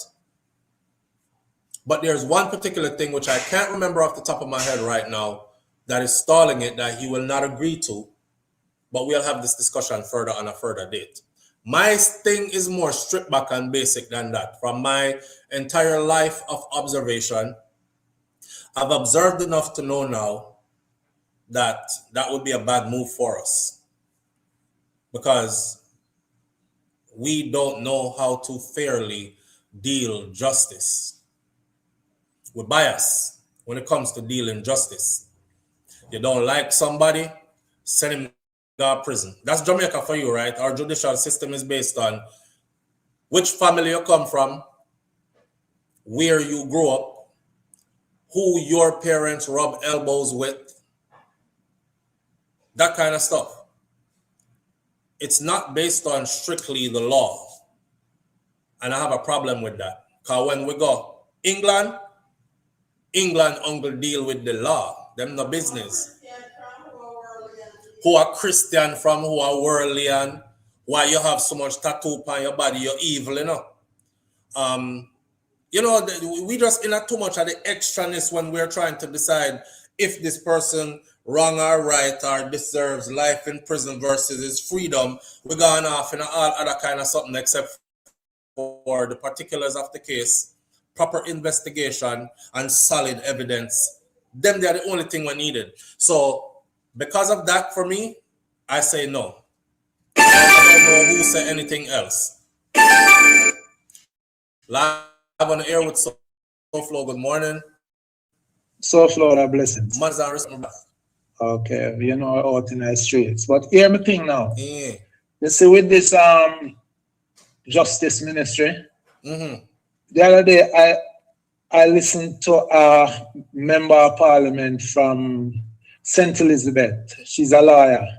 She was giving her contribution to the debate. And when I heard what she said, she was talking about the conditions where lawyers are work under, or people now court now there Westmoreland, them have to travel go to Lucy. The people them at Black River, the court of Black River, not even meet them because you know say get damaged. But no, nothing was done to put something in reasonable place. And there are other places in the country that having that problem. Cool? Yeah. So what me depend now is that how me look on things, me say the security minister and the justice minister are two brethren who in the same party and in the same government. And if the two of them can't work together to score an A, why the minister of justice want to take on more things? And he can't score A with the basic school work where you have to do you know. Now I'm going to take on doctorate business. That don't make no sense. So they need to get the existing system right before them come take it up on themselves to take up big school material because they are failing at basic school material. You see? One of that one. Now the other thing, I would support the Caribbean Court of Appeal because it would be agnostic to Jamaica. Because if people, as it is, can tell us, say, them can get information from passport of you and all kind of things, it means that them don't influence the system already. Can you imagine you go against the crown, the government of Jamaica, for one thing? Only for people who spend 50 odd years in a prison unlawfully and other things where the government wrong them pan. And they not get no money, no. They not get paid all no. You see, then they left it. How on earth can we expect now that them can go try take up big school material when them not take care of them basic things? They're not even the jurors them taking care of. Marvin. So I judge them. Yes, my brother. Hold on. Me hear you say you would support the Caribbean Court of Appeal. The Caribbean Court of Appeals. Now, I was objecting to that. And my reason why I was objecting to that is because I just feel like all these Caribbean leaders, they are in cahoots with each other. So when a case come across them desk, it's still going to be a matter of cronies and cronyism and who in a who for circle and who can do a favor for who by voting guilty pan this or let out the one you're free pan that kind of thing. And I agree with you on that. Because remember, the Privy Council is so far removed from them. Them and none of them people they on a bench and batty. They don't hang out with them. They don't. Their kids don't go to the same schools. Them don't have no kind of nothing. In the Caribbean with the Caribbean leaders, they vacation in each Caribbean island. Them island skip on island jump and them talk on phone. And their children go to different schools in different islands. So and they attend the same events where them pop champagne and drink from flutes and dress nicely and speak like an aristocrat. So me don't know. Me don't know about that something. Totally understand and I support what you say. But when me I say, I bet I would if it were to be moved from the Privy Council, put it outside of Jamaica. That's what I mean. Yeah, and put it outside Jamaica if it was to be moved. But definitely, no give to them people who are do some, you can't be a B student in a basic school. I agree. All right, my brother. Respect. We have another respect, issue bro. we want to talk about, but now wait for anything goes. All right, don't forget to do it now. Yeah, man. Blessings. All right, manners. Cool. Yeah, that is my only problem with the Caribbean Court of Appeals. You know, is that I just feel like the whole of them are friends. They are all friends. And they will bat for each other. So it's a lose-lose battle that's all. I like the fact that right now we have the level of security we need because none of them can call any of the law lords and, hey, John, what's up, man? I know the case is before you, right? Of Joe versus government of Jamaica. I need you to do us a solid, John, and shoot that one down. Okay? All right, yeah, I got you. All right, brother. Yeah, them not communicate like that. So, but me feel like them can do that with other Caribbean, within the Caribbean network. You know what I mean? That's the only reason why I would say that. But damn it, that means that we cannot govern ourselves. That's what it means, and it's a hard pill for me to swallow. When I think me fly my flag, I'll put it on my forehead and put it on my body and all them something there it's because of a level of pride. So it's very humbling to say, well, you're so prideful about, you're prideful about your heritage and all that, yeah. But right now, as far as moving forward in time, we can't build on what was established. You're not going forward because we can't govern ourselves without outside help, without outside guidance. One more thing I'm going to say about this, and I'm moving to the next topic, is Miss Mia Motley of Barbados is the only one I can trust right now, says PG. And you know what, PG? I would have ride with you on that one day. Yeah, I'm going to take that back neither.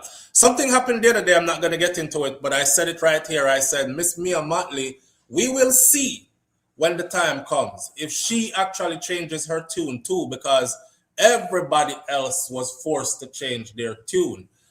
Who knows what I'm talking about, knows what I'm talking about. I don't feel like rehashing that because it's going to end up being a long conversation. Well, I could tell you that up to this very day, she's standing on business still. And it so happens that she's the only one that's standing on business like that. So yeah, Miss Mia Motley, if they made Miss Mia Motley the head of all that, that would be even much better. That would be even much better. But if me see Mr. Andrew Holness over there, me know say frigga go on. Me no go. And no disrespect to our Prime Minister, you know, typical Jamaica, no disrespect, but and then them disrespect. Please forgive me, sir. I am nothing but another Jamaican. But I'm just trying to say, y'all gotta clean it up. You know, when y'all clean it up, then I'll be over here rooting for us to get the hell away from everybody and to truly stand and be independent. I want it to happen for us, just not now under these conditions. All right.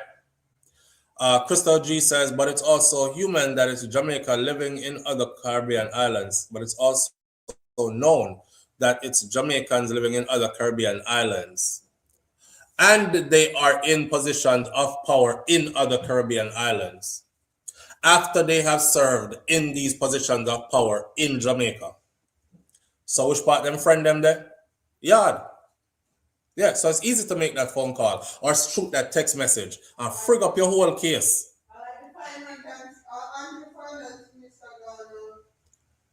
Like Andrew Finance Minister Ghana thing there.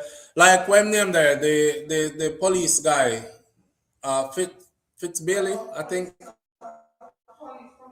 Yeah, I don't remember his name. Was it Fitz Bailey?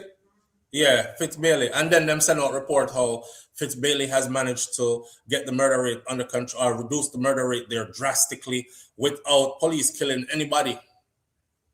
And that them play back for we, you know. When I go look up the story, I mean, I said then how Fitzbailey left Jamaica and got reduced other people murder rate drastically, and police never kill nobody over there. But in order for murder rate to be reduced, everybody will get killed. I know. Mr. Oldness, big up yourself, sir. I know how to respect the office. If like I said before, I was in the military, so I understand respecting the rank. You know what I mean? I understand respecting the office and the rank. In a military, you have to salute some people who you want to tell, go, suck your mother, but you can't do it. So you have to throw your salute, or if them tell you if parade rest, you have to go to parade rest and lock up. Them tell you if you lock up, you have to lock up in front of them. They can really use their words to control your body movement, like how you move next. Because I tell you, parade rest is a move that. If I tell you attention is a move that. If I want to speak to you, but I want you to turn around, I say about face, it's a move that. And we can't have parade rest attention about face whole day, and you just have to do it. Live on the air with SouFLo. Good morning. Good morning, Mr. SouFLo. Good morning, family. How are you doing? I'm doing good. That is your program. Thanks for bringing all the independent stuff. Yeah. Because people think we are independent and we are not. We are not. I was so disappointed when I found out. I was actually angry when I found out that we were not. But I've accepted it now. Yeah, but as long as you have a governor general, yeah, you're not independent. Exactly. You know, and I think most of these prime ministers get the kickback to keep it going. They might be getting money on the side to keep it, all of this stuff going.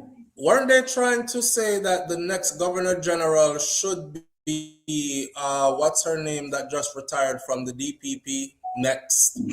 They would recommend her be selected as, because I think they might forgot to the recommendation has to come from the prime minister, as far as I understand it, to the governor general now, who, because the governor general serves as that conduit, the messenger in between. Right. So he gets the wishes of the king or the crown and then relays them to the prime minister, and the prime minister carries out those orders. So if the prime minister was to select who would be our next governor general, and him said it would be, what's your name again, babe? It would be Paula Llewellyn. They would take that through our now governor general to the king, and the king, based on his recommendation, would approve it. That tell me, so them just a talk, a whole heap of talk, and they aren't planning to leave from under them anyways already. They don't want you to leave because the money they're making. You feel like them get a piece of money under the quiet to keep things the way. Right. keep it going. I don't have any proof, but I don't doubt it. My thing is, as long as we're going to celebrate, we're not going to get independent. Because they're going to say they got a bunch of idiots. That's how I look at it. Yeah. So we don't need to give it to them. Yeah. Can we just backtrack a little bit about the prison system? I just don't do that. Well, it depends on where you're going with it. Talk. Let me see. When you look at us as black people, we get the worst sentence in America. Oh, no. We're not going to go back that far. Well, but listen. Most of the judges, I think, are tied to the prisons. Okay. Most of the prisons are privately owned. Brother, see, when I say we're not going back that far, just all right, we're good. SouFLo. We're good. All right, brother. Manners and respect, see? Yeah, man. All right. I think every single person in here knows what he just said. So you always don't need to go back there, because the people are in a different conversation right now, and it would be disruptive. to the flow. So we are flowing on now to another topic. All right. I already made my bones about this. I don't think that we should have Jamaica's appellate court in Jamaica and do away with the Privy Council right now. It's something that I want. I don't want it right now. We have to fix up first and show the people, including me first, so we are worthy of that and we can handle it. Some people said, well, how you know so you can handle it until you get it? We have to get it first. No, because we're not talking about chickens. We're talking about people's lives. We're not talking about cow and goat. And when we slaughter them, we're going to have oxtail and curry goat. We're talking about people's life that will be affected. Literally life and death. So no. Moving on to the next topic. The next topic on the board is Munga Honorable. Munga Honorable murder case. Well, dancehall artist Munga Honorable's murder trial has now begun. After numerous delays and uncertainty due to witness migrating, the murder trial of dancehall entertainer Munga Honorable and his co-accused Sheridan Gordon got underway this Monday. We're gone. Munga, whose given name is Damian Roden, and Gordon, who is his co-accused, they are on trial for the home circuit court in Kingston for the 2017 murder of a man named Cleveland Smith. This Cleveland Smith guy, may I show you how chess is played? Pay attention. I'm going to show you how chess is played. This Cleveland Smith guy, right, is said to be the direct cousin of, family member of, none other than Clifford Smith, rather. Clifford Smith, Cleveland Smith. Cleveland Smith is the name of my grandfather, by the way. Mas Clevey. I'm calling Mas Clevey, but his name is Cleveland Smith. That is Mr. Vegas. So it is said that the individual, that Munga, who is a dancehall artist, like Mr. Vegas is a dancehall artist, the individual that Munga is accused of killing is Mr. Vegas' cousin, Mr. Vegas' close family member. All right. I'll get back to that when I talk about how chess is played. Live on the air with SouFLo, good morning. SouFLo, good morning. I'm Neville. I just call it to tell you that. I'm Neville. I'm Neville, thank you. I'm Neville. That's how what? All right, man, yeah, respect. Yeah. All right, Marvin. So it's him nephew. Okay, let me clarify this. I don't know if it's him nephew or it's him cousin, because I can't verify it for myself until I actually speak to a Mr. Vegas, or then I would know if it is nephew. Because me see one place where it say is cousin, and I see another place where it said no, Marvin I say is his nephew, right? Either way, it is his close family member. That is where it's at. Now, again, when I get to the part about how chess is played, we'll revisit that piece of information right there. So, the first witness now that the Crown has took the stand in this trial on Monday. Straight off the bat, the first witness jumps out and says she saw Munga with her own eyes and Gordon firing bullets into Smith's body. She claims that after the shooting happened, the guy who they killed, who was Cleveland Smith, he was motionless on the ground when they were done firing those bullets into his body, laying right next to a bicycle that he was riding. Both Munga and Gordon, who were previously on bail, had their bails revoked. Leading up to the lunch break on Monday. After that, the testimony there, it looked like them say eyewitness, yeah, them do it true, and the eyewitness come testify in front of everybody, so revoke bail before we go on lunch. I know Munga was standing there like, what? They want to put you in a handcuff, dog? The Jamaica Observer, shout out to them. They said that they saw both of the accused men being led out of the courtroom, both handcuffed to each other. Munga walked very slowly as he was being escorted by 2 members of the Jamaica Constabulary Force. The men also returned to the courtroom after lunch break in handcuffs as well. At that point of adjournment, defense attorney Christopher Townsend, which is defending, I believe that is Munga's attorney, he pleaded with the judge to please restore the men's bail. And he explained, these men are not a threat to anybody, Your Honor. This case happened since 2017. We're in 2026. They've been on bail.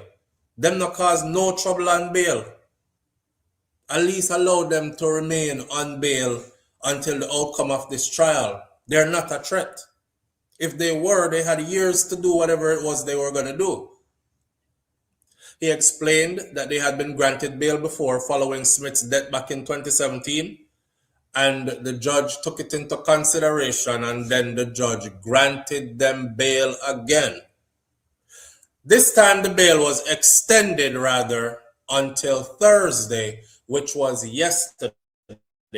So I don't know if Munga lock up right now or he got another extension on the bail. Today is Friday morning. This happened yesterday afternoon. According to police reports, it is alleged that Smith was accosted by a group of men, one of whom was reportedly armed with a gun at the entertainment event in the community of Akiwalk. Smith was shot during the alleged confrontation with the men. He was rushed to the Kingston Public Hospital where he was pronounced dead. Now, the thing about this is the woman who says she was an eyewitness will see them with the gun. She puts a gun in Munga's hand and she puts a gun in Munga's co-accused hand. She said the 2 of them did shoot the man at the same time. They pumped multiple bullets into him, and when they were done, he wasn't moving no more. And beside him, bicycle when ride come round. I don't know about you, but I like to think outside the box, and that helps me to foresee certain things. If you realize the last election, and even up until recently, Mr. Vegas, if that is indeed his family member, a lot of us had questions. We were like, why is he playing the prime minister so close? He was almost like a mascot for the JLP party during the last election, right? And I was like, why is he playing the prime minister so close? And then I believe it was 2 days ago, I saw a sit-down get-together with the prime minister and Mr. Vegas. Somebody contacted me and said, SouFLo, Mr. Vegas wants to be a real estate developer in Jamaica. As a matter of fact, there is and I don't know how true this is. This is not information that has been checked thoroughly by me, but verified from reliable source. But when the person told me that he wanted to be a real estate developer in Jamaica, so map him where through properly and make the proper connections. You can't blame a man for do that, because if you're wise, you will first seek to understand how the system in which you exist work, and then you will try to make the proper connections yourself. You can't play a hero for everybody every day, because while you're there, play a hero, half of the people that you play a hero for, they will crucify you. You hear me? So if that's what he was doing, I said, I guess. But then I saw Mr. Vegas actually put up a video where he was talking about this piece of land and we're clearing it, and over here we're going to build this on XYZ. I know some see that. So I said, oh, I guess that information from that person was true. I had no way of verifying it other than reaching out to Mr. Vegas himself. Mr. Vegas did reach out to me not too long ago where he said something about me being dishonest with my audience. And I told him that my audience don't allow me to be dishonest with them because there's always somebody there who's going to correct me. It was about the bounty killer situation where we were talking about where he put out information that bounty killer was had impregnated a child and him should have their prison feet and all these things. And I said, coming to us with that information, it's not going to serve any purpose because none of us can prosecute Mr. Bounty Killer for that and put him in jail or try him and charge him or anything. Why don't you go to the proper authorities? If you're seeking to do more than just have this as defaming then him and for publicity type of thing, if you're seeking to do more than that and you're really looking for justice because you're really concerned that a prominent artist impregnated a child and had a child with the child, go to the authorities. And if the dates match up, then they should be able to charge him. But now when I said that, right? Hold on the caller. When I said that, I said the date that the age in Jamaica changed. The age in Jamaica is 16 for consent, right? But there was a time gone by in recent times where the age was 15 for consent. As a matter of fact, it was Edmund Bartlett, who is now the Minister of Tourism, that spearheaded the fight to get that age to be increased. I did say big up to Mr. Bartlett for that. Hopefully I'm right in that one right there. If I'm not, I stand corrected. And on the date that changed, when I read it, I said, well, that means Mr. Vegas is off then because Bounty was well within legal. It don't look good because she was really young. Him did young too, but I'm 20s and a 50 and a picnic. But the law did allow it at that time. So Mr. Vegas actually contacted me behind the scenes and said, you know, you're kind of dishonest with your audience, you know. You're very dishonest with them because all you had to do, you are a person who do research all the time. So you either bias or something because you would have did a simple research to find out that the date of the birth of the child, because I published the birth certificate and everything. So the birth of the child actually came before them time when them changed the age to 16. Which still makes it that he 14. There you go. Thank you. It was 14. So either way, Sarah, big up yourself. Me get the date mixed up. And he was letting me know say I was doing it out of dishonesty. And I said, I have already corrected that already. I did a whole video correcting it because my audience would not allow me to. Matter of fact, it was Jerome that contacted me, and Jerome said, SouFlo, the video where you do this morning, right? Yeah, I think you get the age. I think you get the age wrong. I'm gonna need you if you're gonna do some more research. But here is where you start. And him send me some stuff. And I was able to go back, read and look and see, okay, so if the time when that happened was this date, and this was the day when they changed it officially into law, then yeah, him would have been behind it, which means it was illegal when he did it, right? And I came back and did a whole video and corrected everything and let the audience know that. I'm going to tell Mr. Vegas that he probably missed the video and never see it. But back to the Munga something now. If that is the close family member, whether it be cousin, nephew, or whatever, if that is a close family member of Mr. Vegas, because you know you have some family member where people just tell you say your family, and you tell people say, yeah man, them people don't there, so they say I'm a family. But you and them not close like that, where if something happened to them, you're going to reel up about it. But if this is a family member of Mr. Vegas where him going to reel up about it because it's close, then watch how chess is played. It's not everybody get a chance to sit down with the Prime Minister and have a one-on-one. It's not everybody get a chance to have the Prime Minister take the jacket off his back and give it to you. It's not everybody make it into a certain circle. You see where this is going? So once you have arrived at a certain circle and you are accepted in that certain circle, whether it's because you did favors for or whatever the case may be, once you are accepted in a certain circle, then you start to get the benefits of that certain circle. Like this. I bet say nobody in a Jamaica can touch one of the wholeness children them. You want to bet me? Nobody in Jamaica can touch one of the wholeness children. Nobody. Not police, not man out a road, not heaven and hell will move. There are others who have that same privilege because they come from that circle. Live on the air with SouFLo. Good morning. SouFLo. Yeah, family. Just listen this. Just listen. May I listen? The travel schedule to begin today. However, we can't hear it, brother. They can't hear it. No. Me not get nobody no hype on your channel. But it depends it when you tell us say I'm nephew.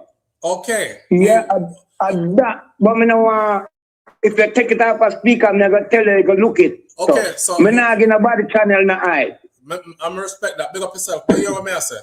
Whether it is a nephew or a cousin, that's not important. What me I try establish is how close this person is. Did he say he's a close family member? No, Vegas, me I tell you, yeah. Vegas say I'm nephew. That when them delay member 1,000 upon the case, yeah? Yes. Christopher 1,000, a Munga lawyer, yeah? Yes. So them delay the case back to 2025. Right. Yeah? Because so people moved on a foreign and them something there. So Vegas was having a conversation about the case. About the case. That means and I'm tell you say I'm nephew. That means says family member where him care about then.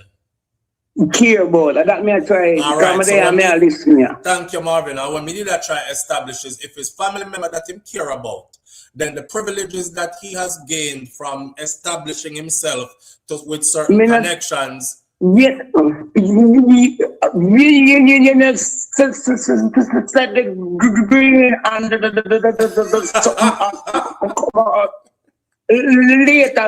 later, bro. Later. Yeah. All right, sir.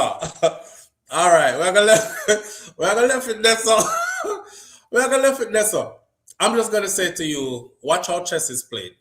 All right. Now, what this means is this, right?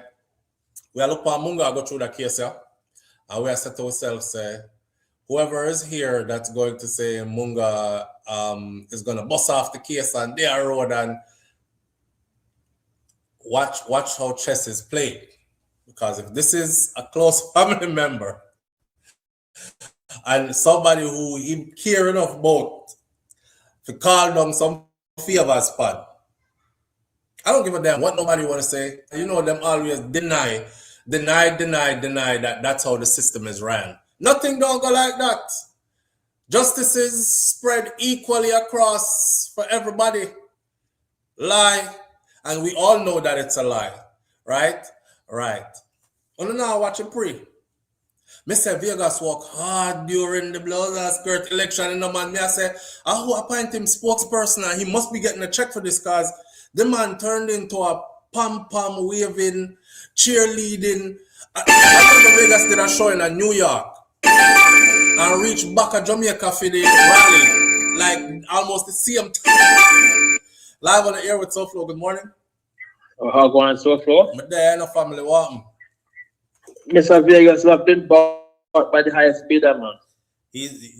Well, you know, if he is and he allowed himself to be, then favors are there for him. Which So is because the we know point, which is the women point are of my important. argument. He's been bought. Well, and yeah, if he has been, then that's the point of my argument. Whether I'm bought or not, him in the circle. Yeah. Right, and who is in that circle, they get favors granted for them. And the people where you can just go do nothing to so and nothing don't happen to your back. Our topic right now. And this with the pan, man. We are gonna left it, but I also with it. We're talking about So we are talking about Munga Honorable's case. And we're gonna finish it right now. I only have a little bit more to say upon the topic. And then we're gonna talk about Squash and his early release. And then what after?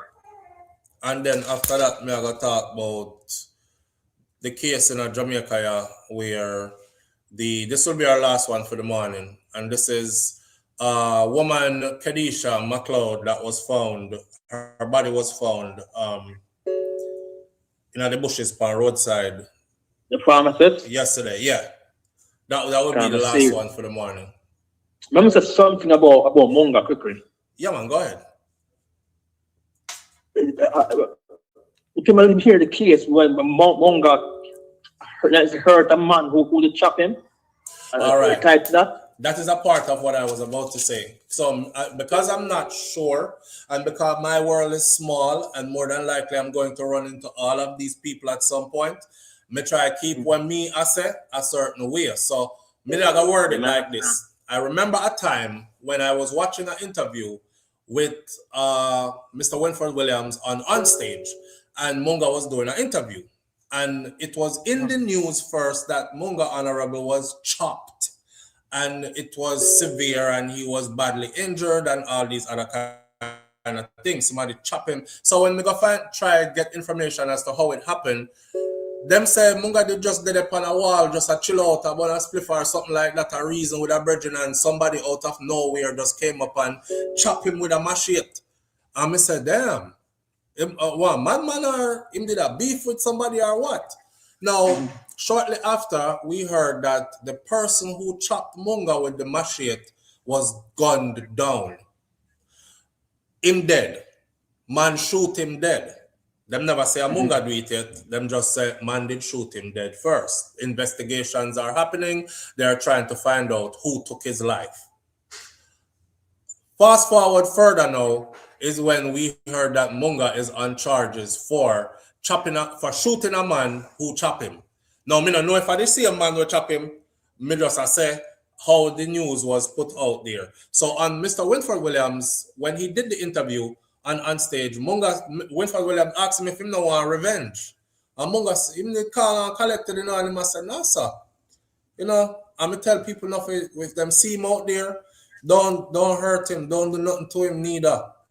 And he was not these exact words, but he was like, basically, I say, a job we tried with, and God is good and all things are great, and we don't wish harm to nobody and these kind of things. And I remember when I did the interview, but not the interview, the video back then. If you go back to my video, look up Munga Honorable Munga Honorable interview, SouFLoTV. Because me did do that, me did do a commentary to that interview, and in the commentary I said,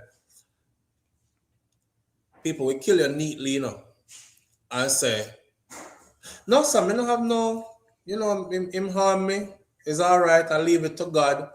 I don't have any animosity towards him. I have forgiven him.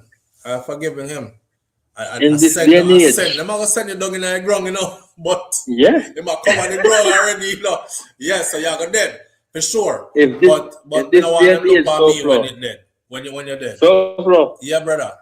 If my man off his fight and he must walk off and say, I'm sorry, I'm lick you, lick more hurt. But threat more is going to threaten me. You're mad. Yeah, but because I want to look, he must stop a thing like him did done look at the crowd, see what this is done on it and walk away.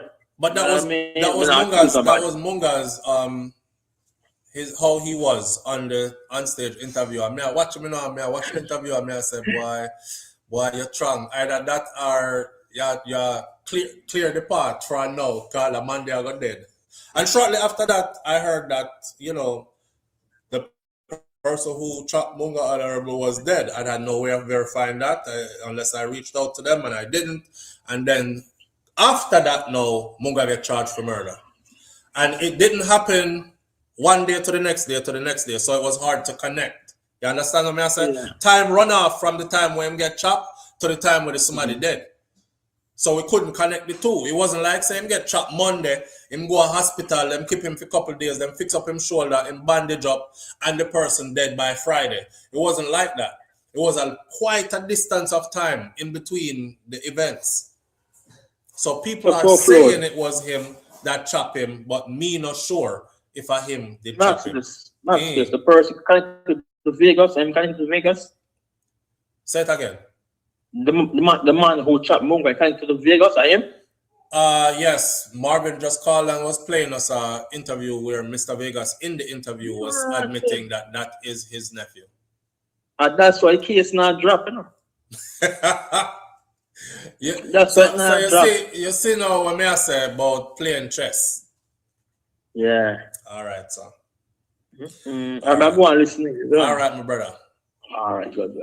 So me not say, I'm just saying Munga should going in for this, because if them have you on bail from 2017 and 2026, you kind of start feel like say your case are going to disappear. You know? You kind of start feel like your case are going to disappear. And then one day you're here, guilty of murder, bail revoked immediately. Now you're in a cell and them will sentence you. And even if you get the lightest sentence, you're going to have to do years before you come back out. You have to go left your star life and all these things, your career and everything on pause, because you're not going to be Vibes Cartel delivering hits fever from prison. And your career going to start up even more. There's a lot to think about right now for Munga. Somebody asked earlier, the last thing I'll talk about before I switch over into the squash thing. Somebody asked earlier, what about the person who died in Munga car back when? As I was getting ready to do this video this morning and I was looking for pictures of Munga to use on my icon, I came across the story. The girl, the young lady, she had on blue hair, and her and Munga hug up, and they were at a public event, it seems. The picture, I'll describe it. To make you know, so I see it, because I'm not going to run into it. If you pull up the case, she died. So I think she was from foreign. I don't know which foreign country, and she was visiting Jamaica, and she was there to be with Munga. I don't know in what way. As a sister, as a girl, way Muslim. I think it was his partner. I think it was his woman. The details are vague because it's an old case. But what I do know that happened was he wasn't convicted of any wrongdoing in her death. Remember the car did mash up out a road and they're sitting there. And back then, early time vlogging for me, I wasn't as seasoned as I am now in this thing that we do. So we were probably kind of reckless at the mouth, saying certain things, right? Like, I bet you I drink him, did I drink and drive, and probably I did a smoke and probably high and rotted. And we used to make fun and say, well, you know, a Rasta, you know, so him probably not drink and drive, but him definitely did a smoke and a fly and think we were trying to make light of the situation. I mean, I remember what I'm saying now, because I haven't been back to my old video yet, but my video is there of me covering that situation as well. And the outcome was Munga didn't get charged criminally. Well, I think he did get charged criminally, but was exonerated. Or him didn't get charged criminally, it was finally let go, kind of sitting. But anyway, yeah, nothing came of it. She died, and he's there, and him pick up a different case, which is this case right here. Somebody said, like I said, somebody said, because a lot of people say stuff, somebody said this is karma. This is karma because the chop and this case happened after, right? Somebody say a karma this. So you get to it with kill the girl, but you now get to it with what you do to Cleveland Smith. So one way or another, karma gonna make you pay. I don't know. I wish everybody all the best who was involved in all of this. Munga is definitely, from back then, one of my favorite artists. That is why I still know the words to I came to take my place, never you forget my faces. M to the U to the NGA, fire enough shot. You know what I said? The man said fire enough shots more than the NBA. Rastafari get the praise. And the girls them love me night and day. And him next song where I say, cause a boy like me not mad. No, we not mad over no girl. Could have pretty like Dolly, enough money. No, we not mad over no girl. Munga have some good song out there. He have some big song out there. And he's a good performer too. And I left it there so. May the courts sort out what the courts have to sort out and put all the chips on the table. And may justice be served because somebody was killed. And may the chips fall where they may. I don't have a dog in this fight. All right? God go with him because me can't go. We're going to left that one there so. Stammer must live long. As him name called, so him reach. And Bunches, that's why I put a comment on the screen, you know. Because I was reversing in the comments and I see that you actually asked about him, but you never did call him Stammer. You did call him something else. You said Maverick, which is the name him did tell if you call him. So me that like for you to use the name what the man did tell if you call him. See? Bunches said long time ago, and him said, when Maverick there, how come he not forward yet? I skip over it. Somebody that go back to the comments and look while he was talking, and I was like, yo, I'm asking him way up there, so may I put it on the screen. But it don't look like Maverick watch the screen when he talk. Anyway, Crystal G says they denied bail because they don't want the lady who testified yesterday to disappear. Oh, so this is the updated information. Crystal G, that would be updated information. So his bail was revoked then. So them give him a couple more days and he go back in there. When me reach a Cuba to blows and stuff. Me not got prison enough people. Anyhow, them give me a chance to run, you see? Hold on there. Give me a chance to run. I am out of here. After hold me here, Jeffrey, come out, come tell us around the time. No, sir. Me no want to go in there. So Munga Honorable bail revoked. Let's see. All right, them don't have nothing new for me. You'd have to tell me if you find that. March 9, 2022. This case has been a long time coming. You know, there are even police officers who are said to be witnesses in this case, you know. And the police officers have since resigned and have moved away. Them gone overseas, go live and cannot be found in this Munga murder case. Then there were other civilians as well who them can't find them just not around to be found. So this was stalling up the case. This was stalling up the case a bit. And then now we sit where we sit. So yeah. He was let out though, if you are being mistaken, Crystal G. So they took away his bail on Monday. And Christopher Townsend, his attorney, argued with the judge that they've been on bail since 2017, judge, when this happened. The man, he's not a threat. Please reinstate their bail. You know, make we fight this thing through. Don't know, just saying. Okay, that's what I want to know from you. That's why I left your comment on the screen till you clear it up. So you're not sure. All right, me not sure neither. So I'm not sure if what I do know is the judge granted it until Thursday. Bail was extended until Thursday. Today is Friday. We don't know what happened from yesterday evening to this morning. Did he go back in and it was revoked and he's in custody? Or did he get another extension on his bail or got his bail reinstated until the end of this trial? We don't know. So that's information that will be given as we stay close to the story. All right.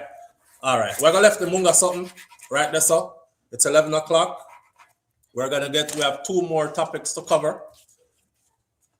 Let's talk about squash. What baby girl I do, babe? Let's talk about squash. Dancehall artist Squash will be home for Christmas. Just like that, the time run off. Now, before me even start with this, remember how, that's what I tell you, say, you know, when mankind have plans for you, the Most High have other plans for you. I'm a firm believer that all things work through the Most High. So, I'm not God. I'm not try to play God neither. I remember when Squash did I go through him thing and him get whole. The amount of people that was praying for him, lock him up and throw away the key. Me hear some people said, don't lock him up, send him go back to Jamaica right now, make police kill him. Them a wait upon him down there, you know. Those were the comments. A lot of lock him up and throw away the keys were in there though. A lot of stupid. A lot of steal. A lot of, I hope them do things to him and when time him come out him damage and all these things. What did I say? The same thing myself for Jacure. Don't kick my brother when they're down. I say people make mistakes. Them jump on me and say, me a criminal sympathizer. I don't know mistake him make. And the criminal life him love to live. Squash a old killer / this / that. Remember when I said me can't call anybody killer as the moderator of this platform. I cannot come out here and tell you about a man is a killer when I don't have any proof of anybody him kill.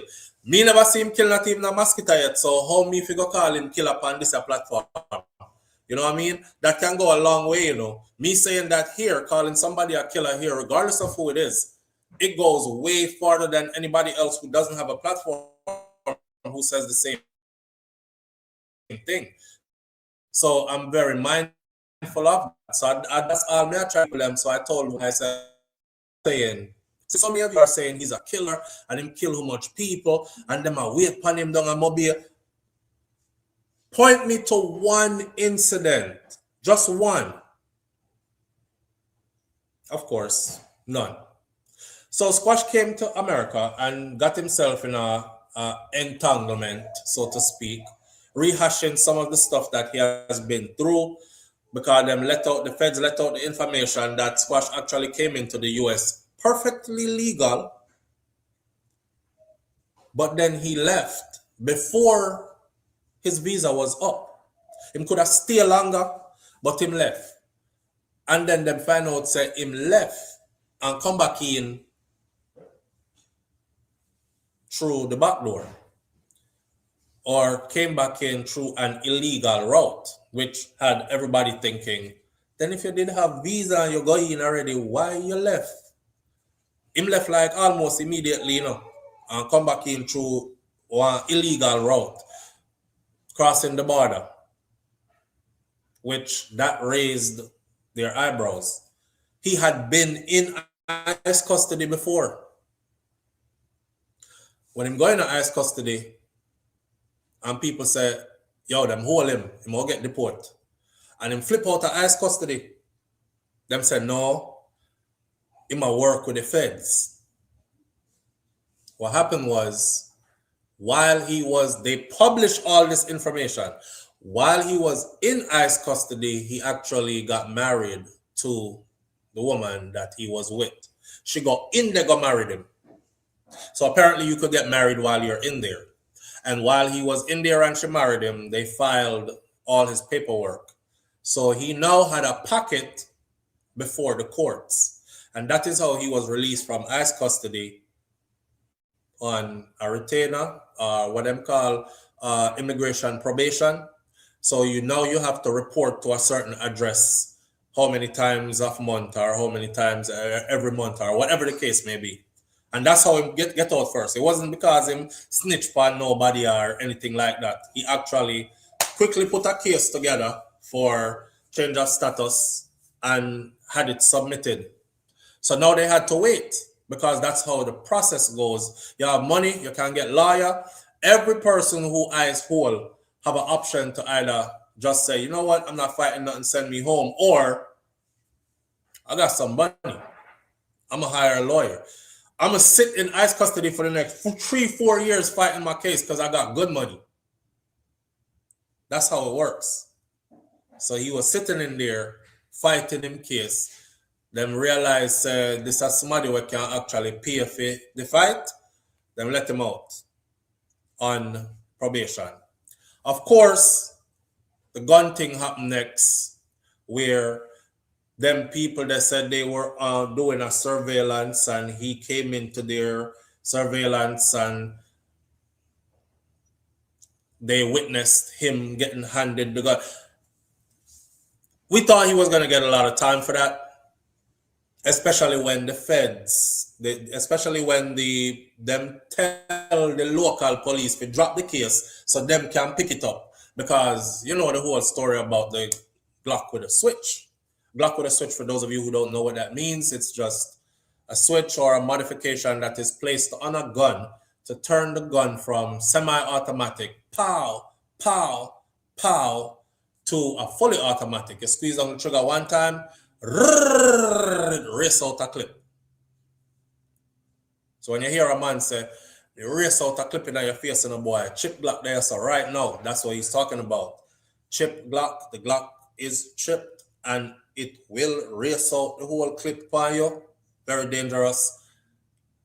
The feds, them afraid of them kind of gun there. A lot of murders are committed by those kind of guns.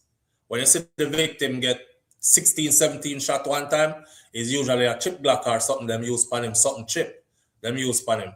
Now, and that him get catch with. When him get catch with that and that made public news, I said, damn, I'm mad at Squash. Because Cartel now release. And Cartel and Squash have some big song.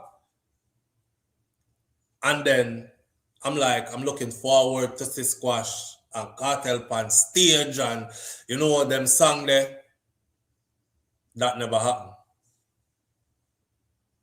A lot of people were praying for him to stay behind bars for a long time.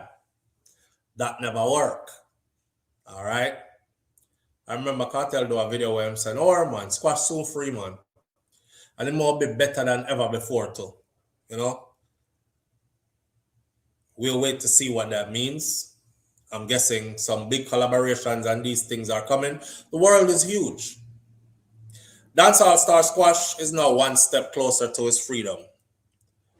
The dancehall entertainer, whose real name is Andre Whitaker, is now expected to be released from federal custody even earlier than he was originally scheduled to be released. Originally, he was supposed to be released. Now, he was supposed to be released on January of 2027. A little bit earlier is when he'll be out. His release date now is December 26th, or what we call Boxing Day as Jamaicans. It's Boxing Day, the day after Christmas Day, 2026, he'll be released. So he'll be released in time for ringing the new year as a free man. He'll be released in time for still soak up the Christmas season. You know, for us Jamaicans, Christmas is not a day, you know. Christmas, I tell people this all the time. If you've never experienced Christmas season in Jamaica, then whether you celebrate it or not, you just have to be there. And Sarilan, the place super festive and people flying from here, there, and you know, them have big shows everywhere and these kind of things. The place just super festive, vendors out, food everywhere, all these kind of things, vibes nice. Party till next morning, them kind of sitting there, especially country. He'll be out to enjoy all of that. The thing about his case is, it is said that deportation is almost sure to follow. So, as I was talking to somebody off air, we were discussing this, and one thing we came up with was, all right, deportation is sure to follow. People have the saying, but oh man, I wait to kill him in Jamaica and everything. The person says, SouFLo. So they must send him go back to Jamaica and him life in a danger down there. I said, I don't know if his life in a danger down there. I never heard him complain about his life being in danger down there. Me know some interview when complain about the system and about law enforcement and how them do them thing, like always mix him name in a nastiness and I try color him up on these things. Remember, them whole squash one time under state of emergency something, and they held him for the entire state of emergency, sitting him did lock up for a while. And when them couldn't hold him no more, them just let him out one day and pat him on him back and say, go on about your business. No charge, no nothing. And the brother say, if me do something, then gather your evidence and charge me, man. But you can just creep up, man, anytime and lock them up so for extended period of time and like no charge, no nothing. Me have to get her from that place here. Cause music me do, bro.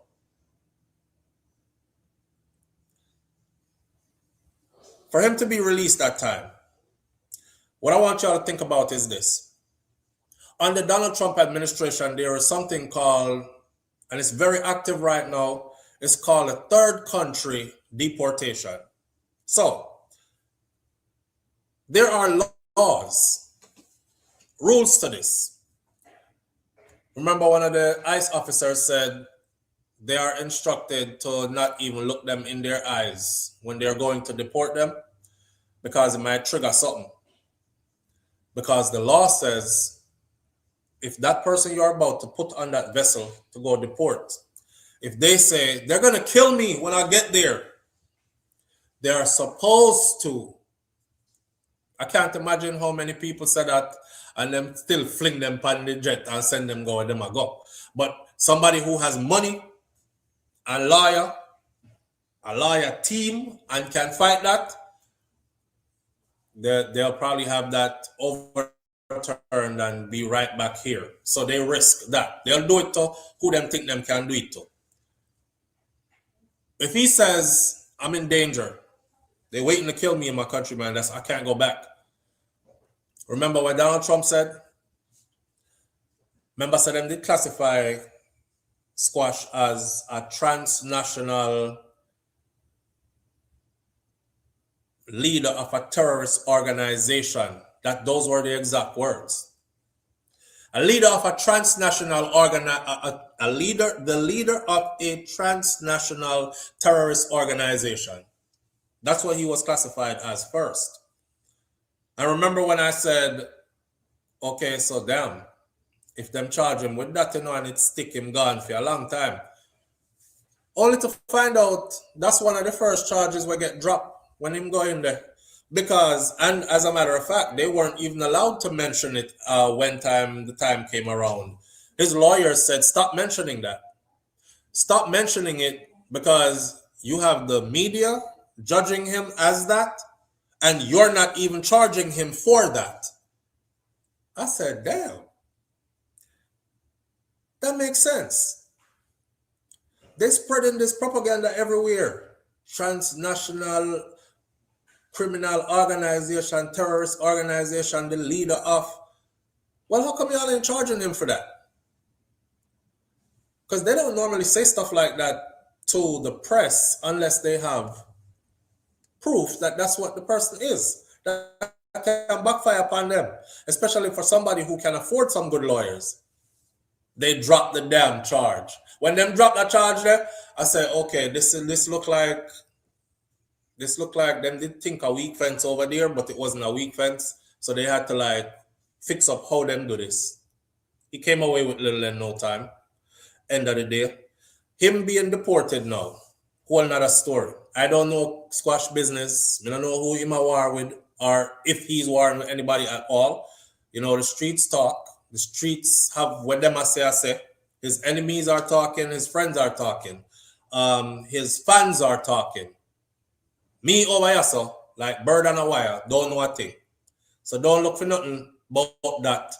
I'm not the one that's gonna break down for you. Well, you know the Far Side gang was warring with the 17 gang, you know, and he's the leader of the 17 gang by way of extension of I'm not that guy. So, and then there are things when we don't do anyways. for many different reasons. He can actually ask for a third country deportation. Him can say, y'all can deport me. I'm down for the deportation. I'm ready to go right now. What do I have available? Them say, you know, we just signed the third person deportation deal with these 3 Caribbean islands. Which one do you want to go to? We're sending you to Grenada. I didn't end up Grenada. And then he's free to island hop all he wants to. Jamaica, I'm home, you know. Them can't tell him, say, him can't come back, you know. So if him do a third party deportation, just to say, you know what, me I breeze out Jamaica and go somewhere safe, him can't go sit down on one next island for a while and work from there, so. And fly in and out of Jamaica when him feel like it, until him feel like him ready for actually stay a yard. I'm just putting that out there to let you know that that is possible and it is an option. Is he going to do that though? We don't know. I highly doubt it. I highly doubt it. I'll put it as far as I know, Squash good in place. And he's probably going back a yard.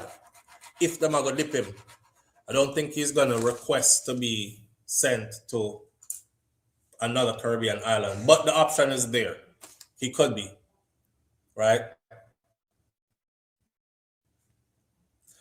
With that said, for the fans, them, Squash will be out right now. And I still think, let's end it like this. I still think he's coming out earlier than even that. Because this is not the first time that his time got reduced more. I think this is the third time. And I think it's going to be reduced another time again. Of course, for the people who are out here saying, a snitch must snitch, and this and that. Remember, say, the feds him there. These are laws you can look up because they are made public. As a first-time offender, there are certain breaks that first-time offenders get. They don't have anything about you that said you were involved in anything violent or anything before. You don't even have any criminal convictions in the US, etc. You qualify for that. They have programs behind these walls as well.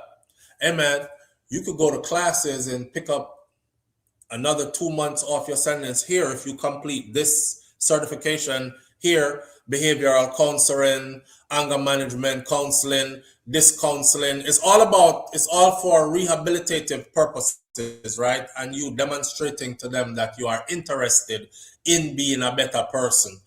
And that them I look for. So once you sign up for the course them and them give the course them and you take them and you complete them, you know, a knock off the next 2 months, that's a knock off the next month, that's a knock off. Some of them knock a whole year off at a time.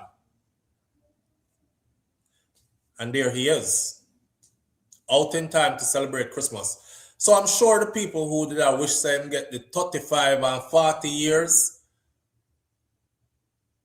you have to go keep on holding on to that because it never happened. All right? It never happened. Shout out to Bunches. Bunches say, yep, with that CARICOM passport, we are free to travel back and forth. And one place them not throw you out of is your yard. You can land at Jamaica. One thing about Jamaica no turn when none of them people them. You could have committed the worst arrest of crimes is overseas. You are always welcome to come home in your yard. They might handle you a certain way when you reach there, but they're not going to say, oh, that person is so bad, we don't want them back here. Better than you, their yard. Bring him come. You know, say the police them are going. At 11, them killed the other day in a 24-hour period. Send him come. We'll see. The last one for the morning now. The one here. Boy. We need to do better as men. Big up to Squash One. Another one of my favorite artists them. Funny enough, my kids, I'm going to call them kids, they're not kids anymore, you know. By legal definition in the United States of America, they are considered adults now. I talk about the two who just graduated high school. Squash heavy in a rotation pan for them playlists. Anyway, we wish him all the best. I mean, just want to see him get out and come to big things again. We have a saying in Jamaica where we say, if you're not dead, don't dash it away, right? All right. And from him never rape nobody like a picnic or woman.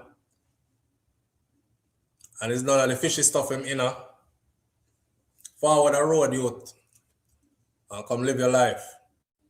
And make your mark, your stamp. Because that's what we're all here to do.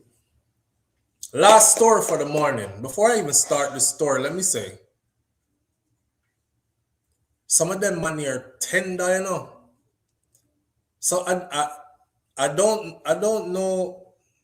This is like the most tender set of man I've ever seen. Or maybe this was always going on. Actually, me I grew up now when me I realize it more.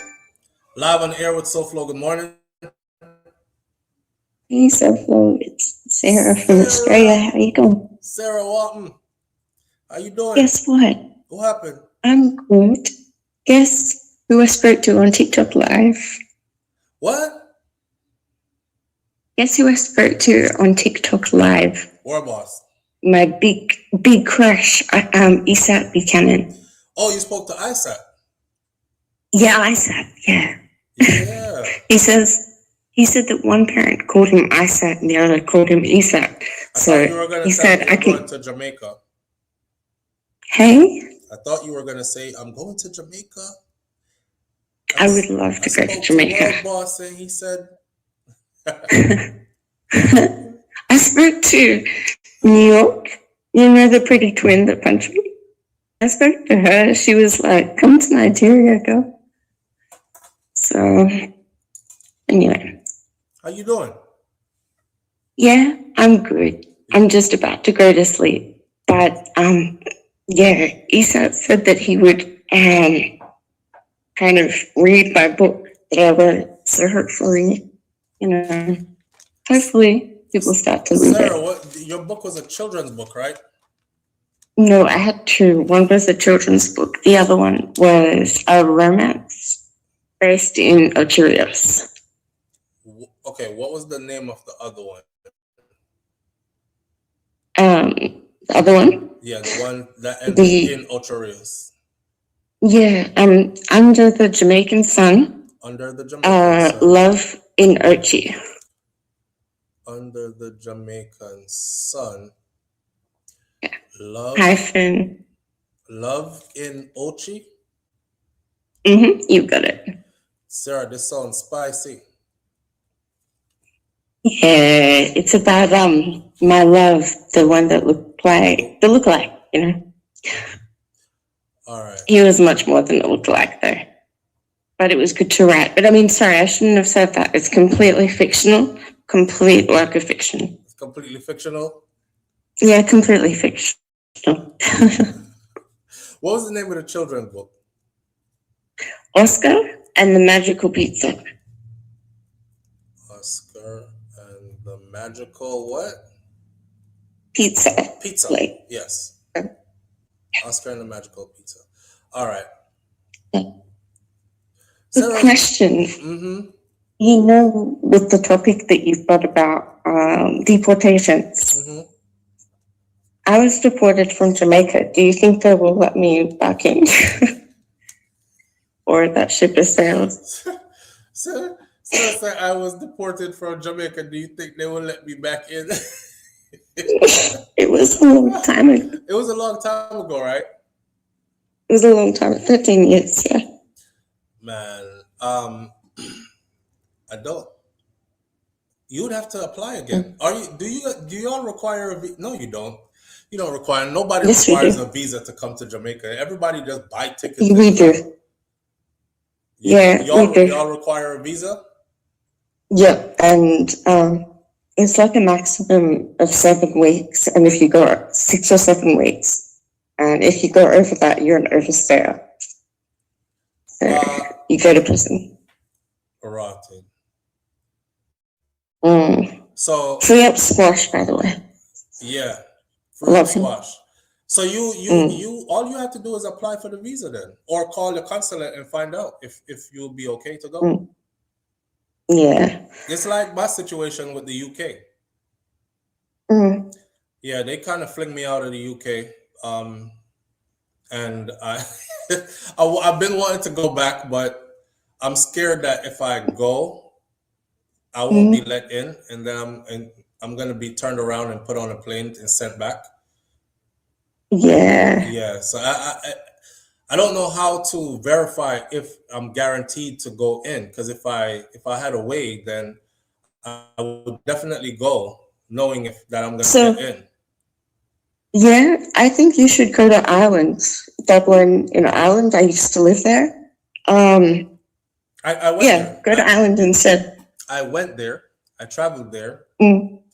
Yeah, encountered. No, that was in Wales. I was gonna say I traveled there and encountered great racism, but that was in Wales. Yeah. Oh, Ireland can. I don't know. I haven't been there since 2007. I wouldn't know. Yeah, this is back in the day. I was traveling with I was backpacking with a group of hippies. But hippies are the best. Yeah, but anyway, I would say just call the consulate, and maybe that's what I need to do for me too. Call the consulate and find out, tell them my situation, when they threw me out, and find out if they'll let me back in. I'm a different person now. Yeah. All right. It's good hearing from you, Sarah, as always.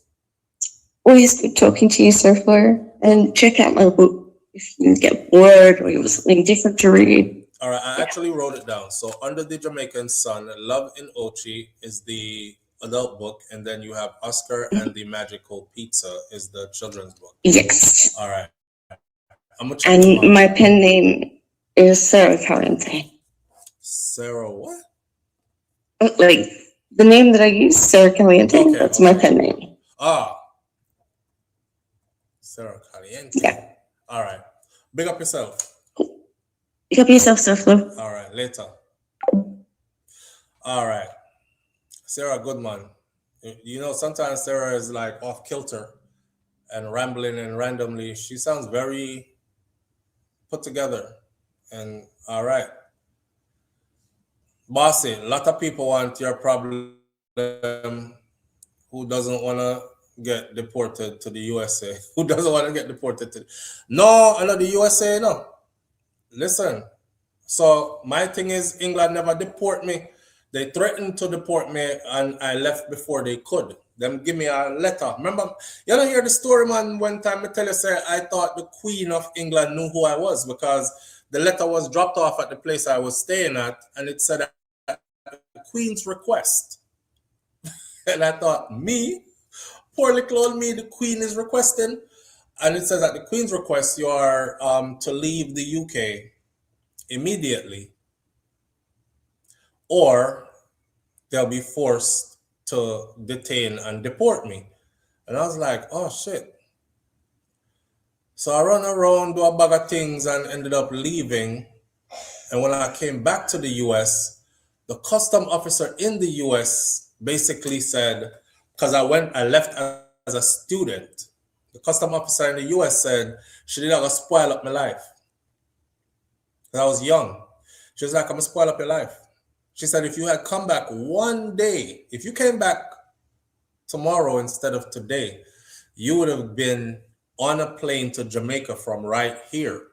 So they wouldn't have let me into the US. She would have put me on a plane from Milan in Miami and send me go straight to Jamaica. And that's where I would have. It didn't happen though. She let me in. And she told me, don't ever do that again. But my status has changed since. I don't even have the same travel documents anymore. So I don't know if them still keep that in the system or there's a way for them to track it, even though I'm on different travel documents and my status has changed. I'm going to want to fly, go back to England now. And when I reach a Heathrow or Gatwick, them tell me, say, well, you were here before and you overstayed a long time. And you were actually asked at the Queen's request to leave or face deportation. We were closing in on you. what are you doing back here? I don't want it to be one of that. So if there's a way where I can find out, I well want to reach England, But if there's a way that I could find out how I could get in, or if I'm gonna be let in, if I could be guaranteed I'm gonna be let in, I would go. I'll buy a ticket and go. Yeah. The king may request to link him. Where's that? LA Lewis. Big up to LA Lewis. If the king LA, big up yourself. If the king LA says the royal family is his family. But the thing is, him can't go to England, but it's like other side damn family don't want him. I don't know because you would have to disclose that you've been there before. Yes, Bunches, because they're going to ask you a question. Have you ever traveled here before? And I'm going to say yes. Because if Malaya said no to get in and then find out, definitely going on the plane, getting right back home. So I'm going to say yes. I'm going to tell the truth. And if I tell the truth and them look me up, then I'm going to say, oh, so last time you were here, you overstayed. Okay, and we had to issue a deportation warning, and then you were barred. Call them stamp one big red stamping on my passport, and it said I was not allowed to come back there for about 10 years. That's what it said in my passport. It said after the 10 years up, me can see what can go on, but I was barred for at least 10 years. But I don't even have them passport there no more. But I'm sure it's probably still in a FIDEM system. I don't know. I've been watching too much border, like UK border. Y'all ever watch the show UK Border Patrol or UK Border Protection? Man, they send people back for everything. Mr. One brother and him girl go over there. She's from the UK. He's not. He's American. He traveling. It's a long flight. He comfortable. Big earphones. Him have on one hoodie. He got on loose clothing and stuff and just one bag with him. The custom officer asks how long they've been together. And he said like 4.5 years or something like that. Now, they're pretty young, right? They look like early 20s. Who tell him to said they've been together for like 4.5 years? The custom officers separated them immediately. Immediately. I thought that would have been a reason to let them in. Like, okay, you're good to one of our own. Yeah, she seems to be in love with you. Go have fun. And no, they separated them immediately. They said to the girl, she can go through. He's getting on the first thing going back to the US. Live on the air with SouFLo. Good morning. Them say he's getting on the first thing going back to the US. Why? The custom officer said, because you've been together for quite some time, both of you are pretty young, you might end up getting married in the UK and decide to want to stay here. I was like, damn. So he got to go on the first flight heading back after a 18-hour flight. He's heading right back home. She was like, they spent a lot of money on the tickets and she got to go see her mom and stuff. So she literally go in without him and he was directed to a flight heading back to the US. And them something that scare me. Yes, but you leave voluntarily by the skin of your teeth before. Yeah, but me leave voluntarily, but them still did stamp the bar in on my passport. They stamped a bar in my passport still. They didn't deport me, but them tell me I couldn't come back for at least 10 years. Bunches say, so in people, other words, SouFLo almost deport from England to the USA, then almost get dipped from the USA to JA. You know what? I never looked at it like that before. Yeah. And you know what this all come from? It all come from me being young and wanting to go see the world and stuff. I was actually in college at Florida Memorial University. I couldn't go nowhere because I wasn't 18 and they wouldn't let you travel outside of the country without parental consent. And my mother wasn't consenting to nothing for me if you go nowhere, especially out of the country. And I bought my ticket the week before I turned 18. I'm say as soon as I turned 18 with my travel date being for right after I turned 18. And as soon as I turned 18, there I was, out the gate. And people were like, you will be back. You're going where? They don't even have a lot of people like your kind over there. Who tell me if you go drop in our blouse and skirt Southwest London? Hey, sweet, so tell me never want to come back. I didn't want to come back. I didn't want to come back. And things just get nicer and nicer and nicer. And then, you know, I forgot that I was not supposed to be there that long. And I was having so much fun and enjoying myself. And, you know, one thing to another to another. I tell you one true story. One true story. Me even did married. One, that's why I said I've been married before multiple times. I married one girl from over there. Now, we family now, right? So who never know before can hear. There was this girl.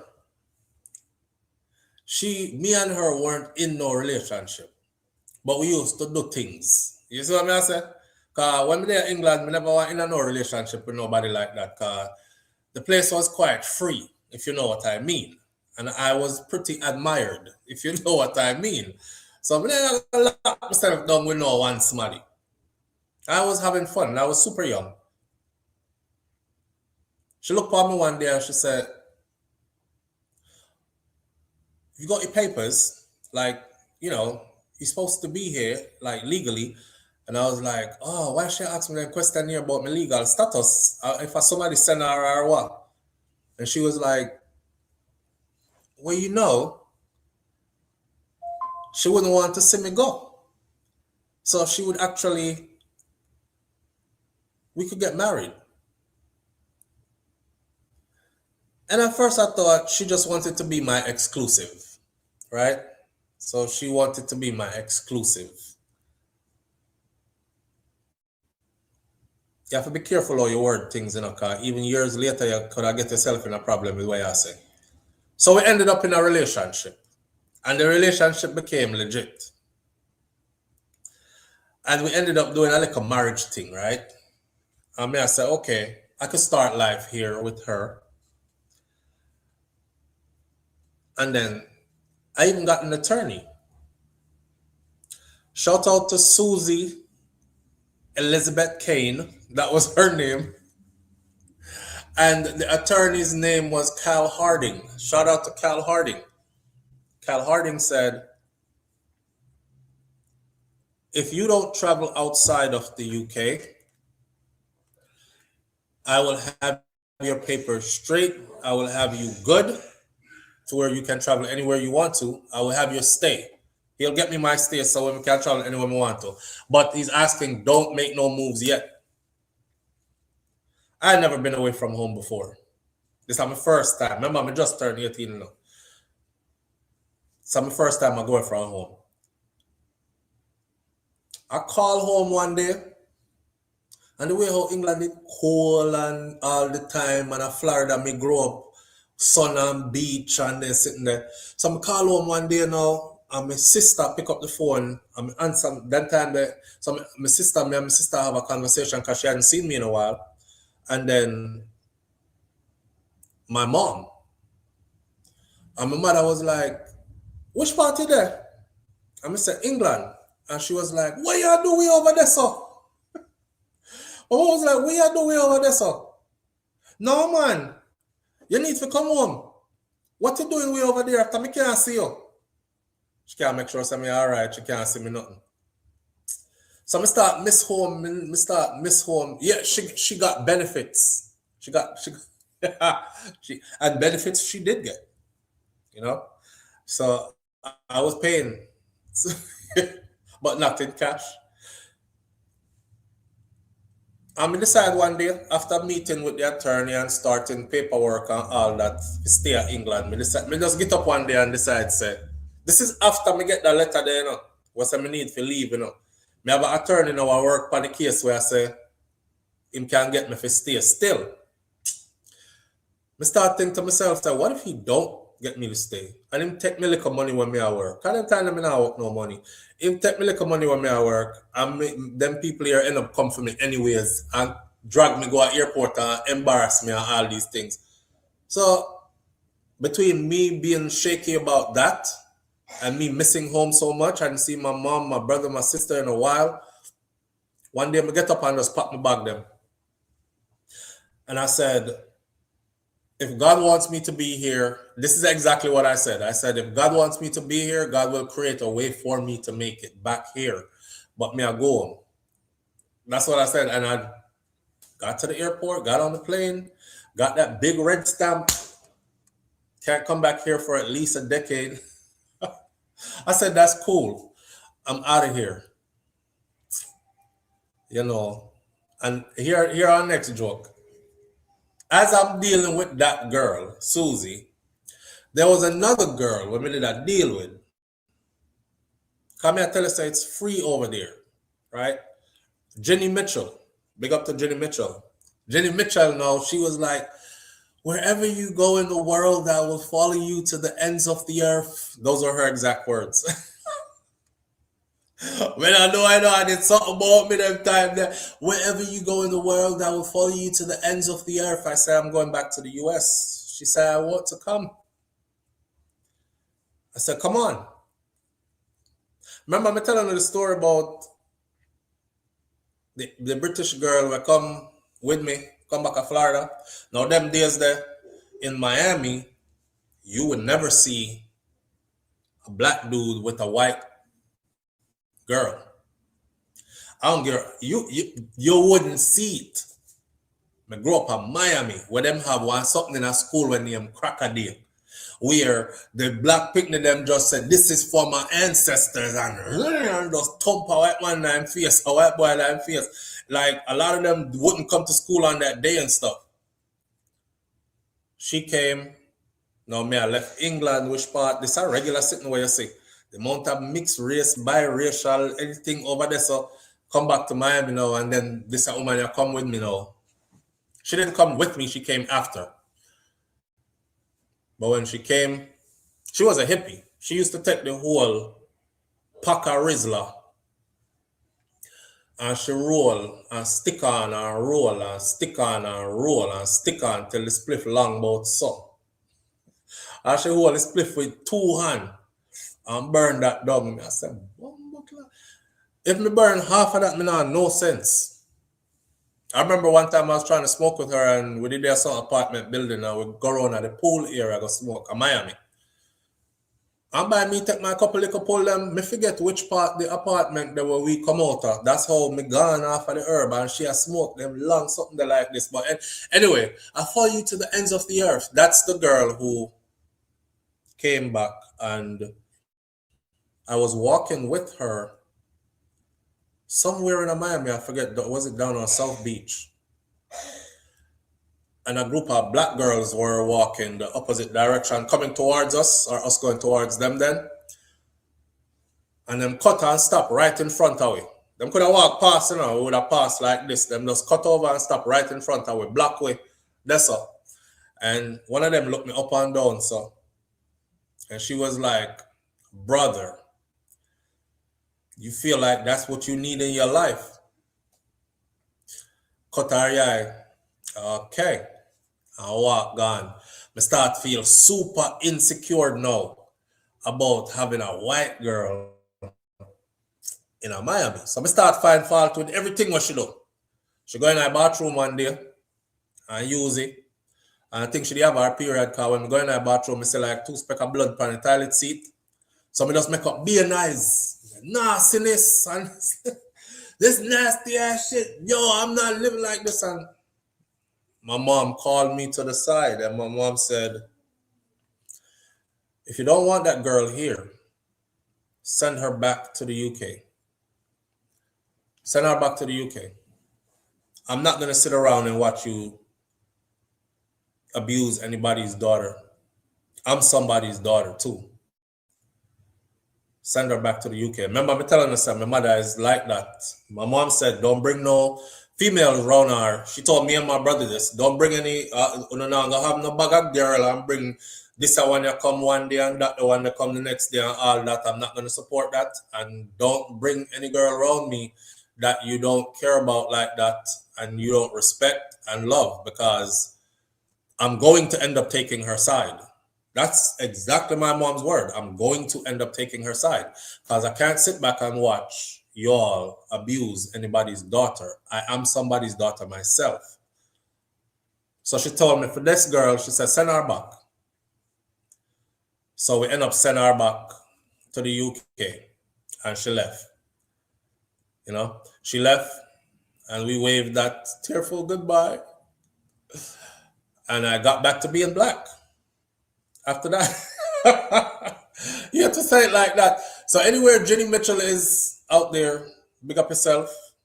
We had some times, some adventurous times. I'm not talking sexual, I'm talking adventurous times. Like, she was real adventurous.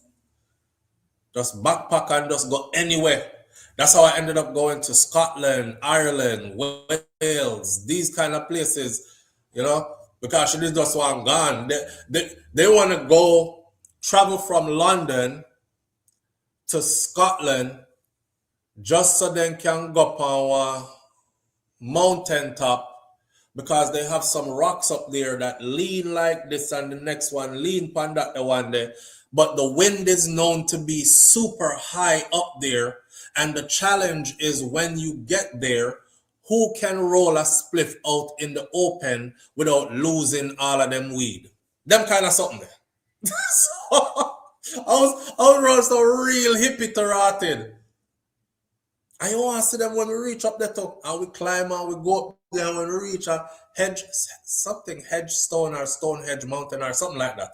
But when we reach up there, the wind a blow like cutting them and the cold, and you want to see me and me hide from breeze like this. And them a design way fi roll swift while the wind and a laugh after each other who for weed blow a Ghana.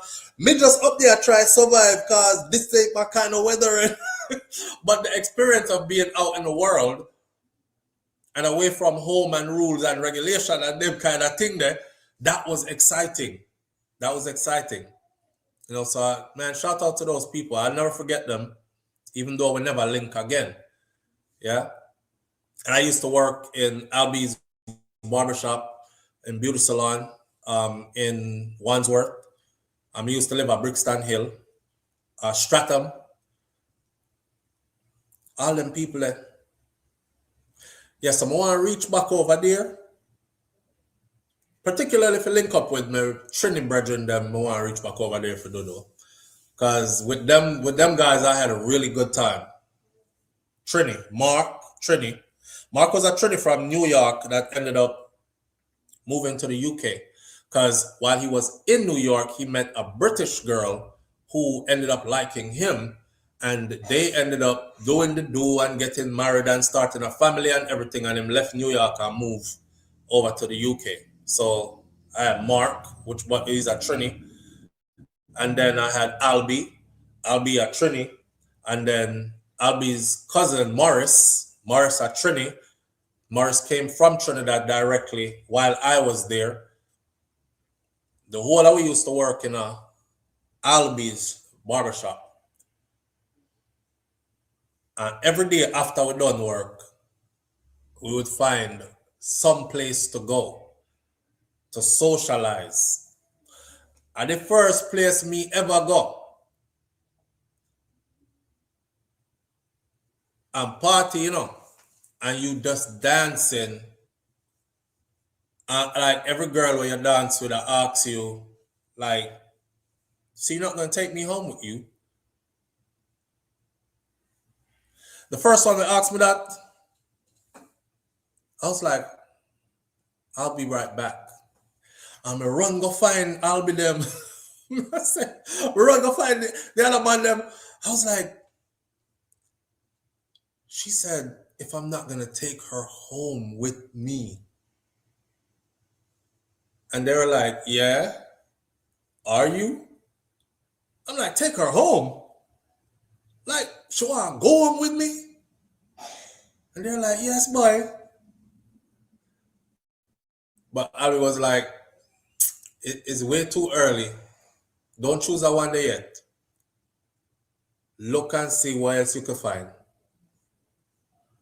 I say, all right, I'm not choose the one day yet. So I look and see what else we can find. Why the woman them lose over England?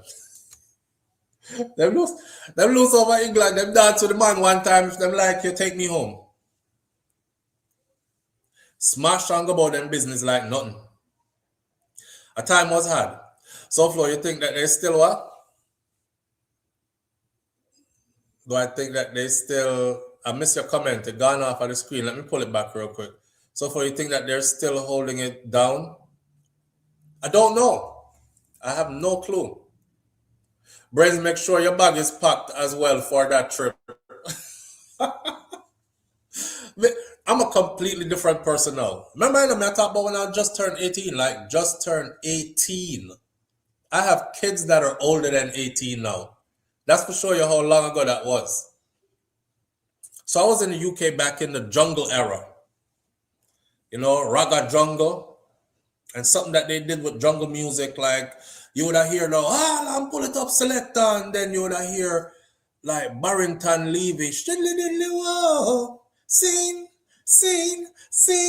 And then you'd hear that boom, boom, boom, boom, boom, boom, boom, boom. I'm like, yo, what kind of friggin' music is this? But it have reggae songs what me know what sound like this. So I was there in that jungle era when jungle music was the thing, and then they had jungle. Of course, we used to go the variety of places you could go, you know, and it was all you gotta see your own kind there. Funk and soul, them have pure funk and soul club. I had never seen people dress up and dance to James Brown, dress up like James Brown and dance to James Brown. Hey, I feel good. And I mean, they actually are dance. They come from America at my age. Back then, we definitely wasn't dancing to no damn James Brown. That was more like our parents' music, right? We were more into like hip hop and them sound something and dance something back then. But I go over there, it was like the culture was preserved, but it was in England. And you have different places to go to enjoy all scenery. It was wild. It was a lot of no exploring and wide-eyed and out in the world for the first time kind of thing. And learning about people and different cultures and all something. London is like a melting pot itself. Yeah, but definitely want to make it back there. This time though, it'll be different.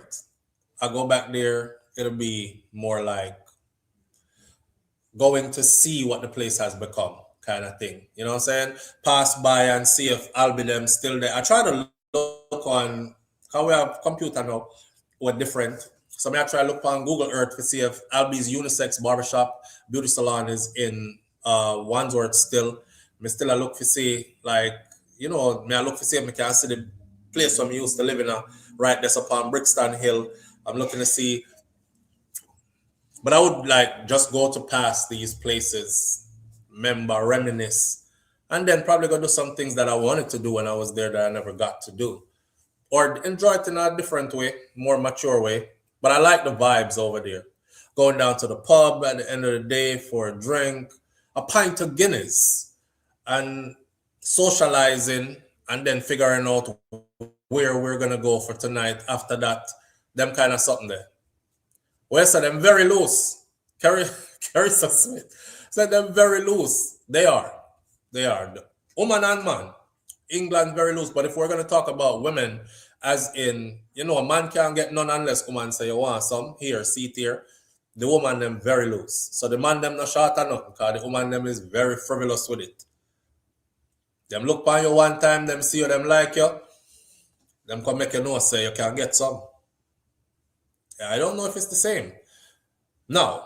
And I don't know if it was like that for everybody. But it was definitely like that for me, and it was definitely like that for the guys I was around.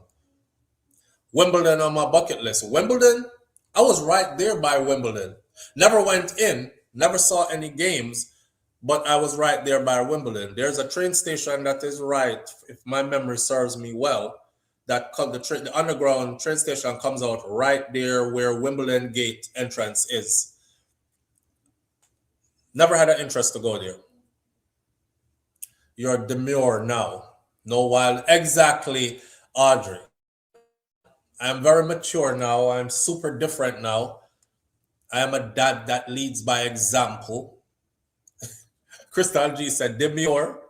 Nobody man word that. Audrey, them very charitable. Yeah, I would say them look out for you. Them look out for you. Yeah. Thick thighs saves lives and skinny thighs do too, kind of thing. They be on the lookout for you. They try to make sure that you're properly fed and taken care of, kind of thing, and all your needs are met. It's just a happy place. It's just a happy place. 5463, big up yourself. Afternoon, SouFLo, and everyone all the way from England. See, she's from England, and here we are talking about the UK. All right. I love living there. I lived in Birmingham, though. I heard weird things about Birmingham. It was like people from London used to call Birmingham like country, as that's out in the country. But I think now it's probably very different now. Yeah. Nancy, I'm very refined now. I don't even know if the word is refined. The word is just mature. I guess refinement comes with being mature, more mature. So certain things I definitely wouldn't be doing. I gave up that type of stuff a long time ago. I was just getting to know the world then. And the world was beautiful. It was fun. It was fun to move around and be around people who wanted to move around. It was exciting. It was like to work every day. I had a job. That's one. I had a job. Remember, me I rewind my story for you. Remember, I'm telling you, I was about to join the military first at that time. Because I joined the military straight as soon as I turned 18. My cousin, them, who live in the UK, came to visit us in Florida. And on their way back, they said, what are you going to do when you get out of high school? And I said, I'm going to the military. And they were like, no, don't do that. No. So they said, come on over and see what the UK is about. You might like it. But they didn't want me to join the military. So that's what I did. But now when time me go over there, the cousin when me I stay with, switch up energies on me. The cousin switch up energies on me. So when I first reached, everybody happy to see you, and their friends would come over and look on you like you're somebody in a one cage, because my cousin from the US is here. And then come look on you like, where you live in the US, and them talk to you and all this, you're a novelty and it's exciting. Them share food, give you, and make sure you're fed and taken care of, and think them carry you going in which part them I go, cause them don't want to leave your home alone. Them want you see the place. You see after about 2-3 months roll off, but realize that nobody in the house now talk to me. Like, it was only her house, but her and her boyfriend lived there. Her boyfriend had his own place, but he would come over there most of the time. And then her 2 brothers, they had their own place too. Well, we were super young, so they were in what they call a hostel or something like that, that's where you have to wait before you end up get government flat. So they move out of them mother house and claim them independence and them in this place. So they're kind of independent too, around the road and everything, planning out their life, and we're all young and having fun. And they would come over, and now me realize people are come over, everybody I eat, them a cook, now invite me, me can't get nothing for the table or nothing. And I said, wow. Then one day she calls me in her room and she goes, everybody pulls their own weight around here. So you're going to have to start pulling your own weight. And I thought, how do we go from come on over, check it out, see if you like it, and we'll go from there, to everybody pull their own weight. Me can't get no food to eat in our house or nothing. I swear to God. I walk out of the house there. I walk down the road I started walking around. Look, yeah, the 2-week dry bun off. I started walking around, and I look, and I saw Albie's barbershop, unisex barbershop and beauty salon. Now, I had cut hair before, but I wasn't licensed to cut hair. I used to, as a teenager, cut hair out of the 183rd Street flea market in Carol City in Florida. So I'm going at the place, right? Because I map my way already, you know. Because from she start act funny, I was like, okay, I'm going to have to go get a place on my own. So I look, they had this yellow newspaper. I look up in it. It was free, actually. It didn't buy it. I was looking in it because somebody said that's where you could look to see if you could rent a room. So I said, all right, I'm going to have to start off with renting a room. It's nothing. How much a room costs? Because I make up my mind at this point, and I said, I don't think I'm leaving the UK. I'm enjoying it. And then this start. I went and told Albie that I know how to cut hair really good. And he had a sign on the front of his window that said he was looking for an experienced barber. Yo, I was just living life flying by the seat of my pants. I go try it, and if it work, it work. I'm going there, I tell the man, say, I know if I cut here. I'm an expert. I'm really good. Him say, all right, I tell you what, I'll put you in a back room, yeah? Them have one back room in the barber shop. Him say, I'll put you in a back room, yeah, but it's set up nice. And I'll send you clients. And then I'll see how the clients look. And if they look good, then I'll start you off at a percentage. And then you can work your way up from this on. After you build your own clientele now, you could just pay me a certain amount of money or rent for the month for your station, or you could do it weekly, and then whatever else you make, you take. And I said, boom, this is good. Because the same kind of vibes they had over here, stateside at the flea market. Miss Delcita stored in at the back of the flea market all the way to the right side. Miami people who remember when the flea market was there before what they have there now, right? 183rd. In a Miss Delcita store, we used to have to run left my station because police are come. Not police, but the inspection people them coming. And somebody would tell us from way up at the front, say, inspection are come. They would knock something and do some sign. And then people in the back would be like, yo, the inspection people them, you not licensed to cut here, leave. Just walk out.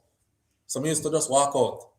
As them gone, go back over there again. Stand up. And I ask people, you need a haircut? You need a haircut? You need all right, come. And cut people here and there, something like that. We're also from early, you know. So I took that with me to the UK. The first person here he gave me, man, I messed up that person's head so bad. I really look at it now and say, you know, so I really can't cut here. Albie, big up to Albie. Albie looked at me and say, his eyes was like this. When we done cut the person here, right? Him eye them pop out. Then he was like, it's not that bad. Come sit in my chair.